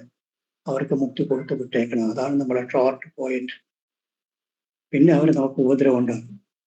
അതുവരെ ചിലപ്പോൾ ഒന്നും ചെയ്യൂലായിരിക്കാം. മുക്തി കിട്ടേണ്ട സമയമായില്ല എന്നുള്ള രീതിയിൽ അവർ നിൽക്കും. അത് കഴിയുമ്പോൾ മുക്തി കിട്ടേണ്ട സമയം വരുമ്പോൾ അവർക്ക് മുക്തി കൊടുത്ത് വിടണം. അത് വളരെ ആ ഒരു പോയിന്റിൽ എനിക്ക് അഭിപ്രായമുണ്ട്. ശരി, ഓക്കെ. ഇനി അടുത്ത ക്ലാസ്സിൽ കാണാം. ശുഭരാത്രി സർ. Thank you.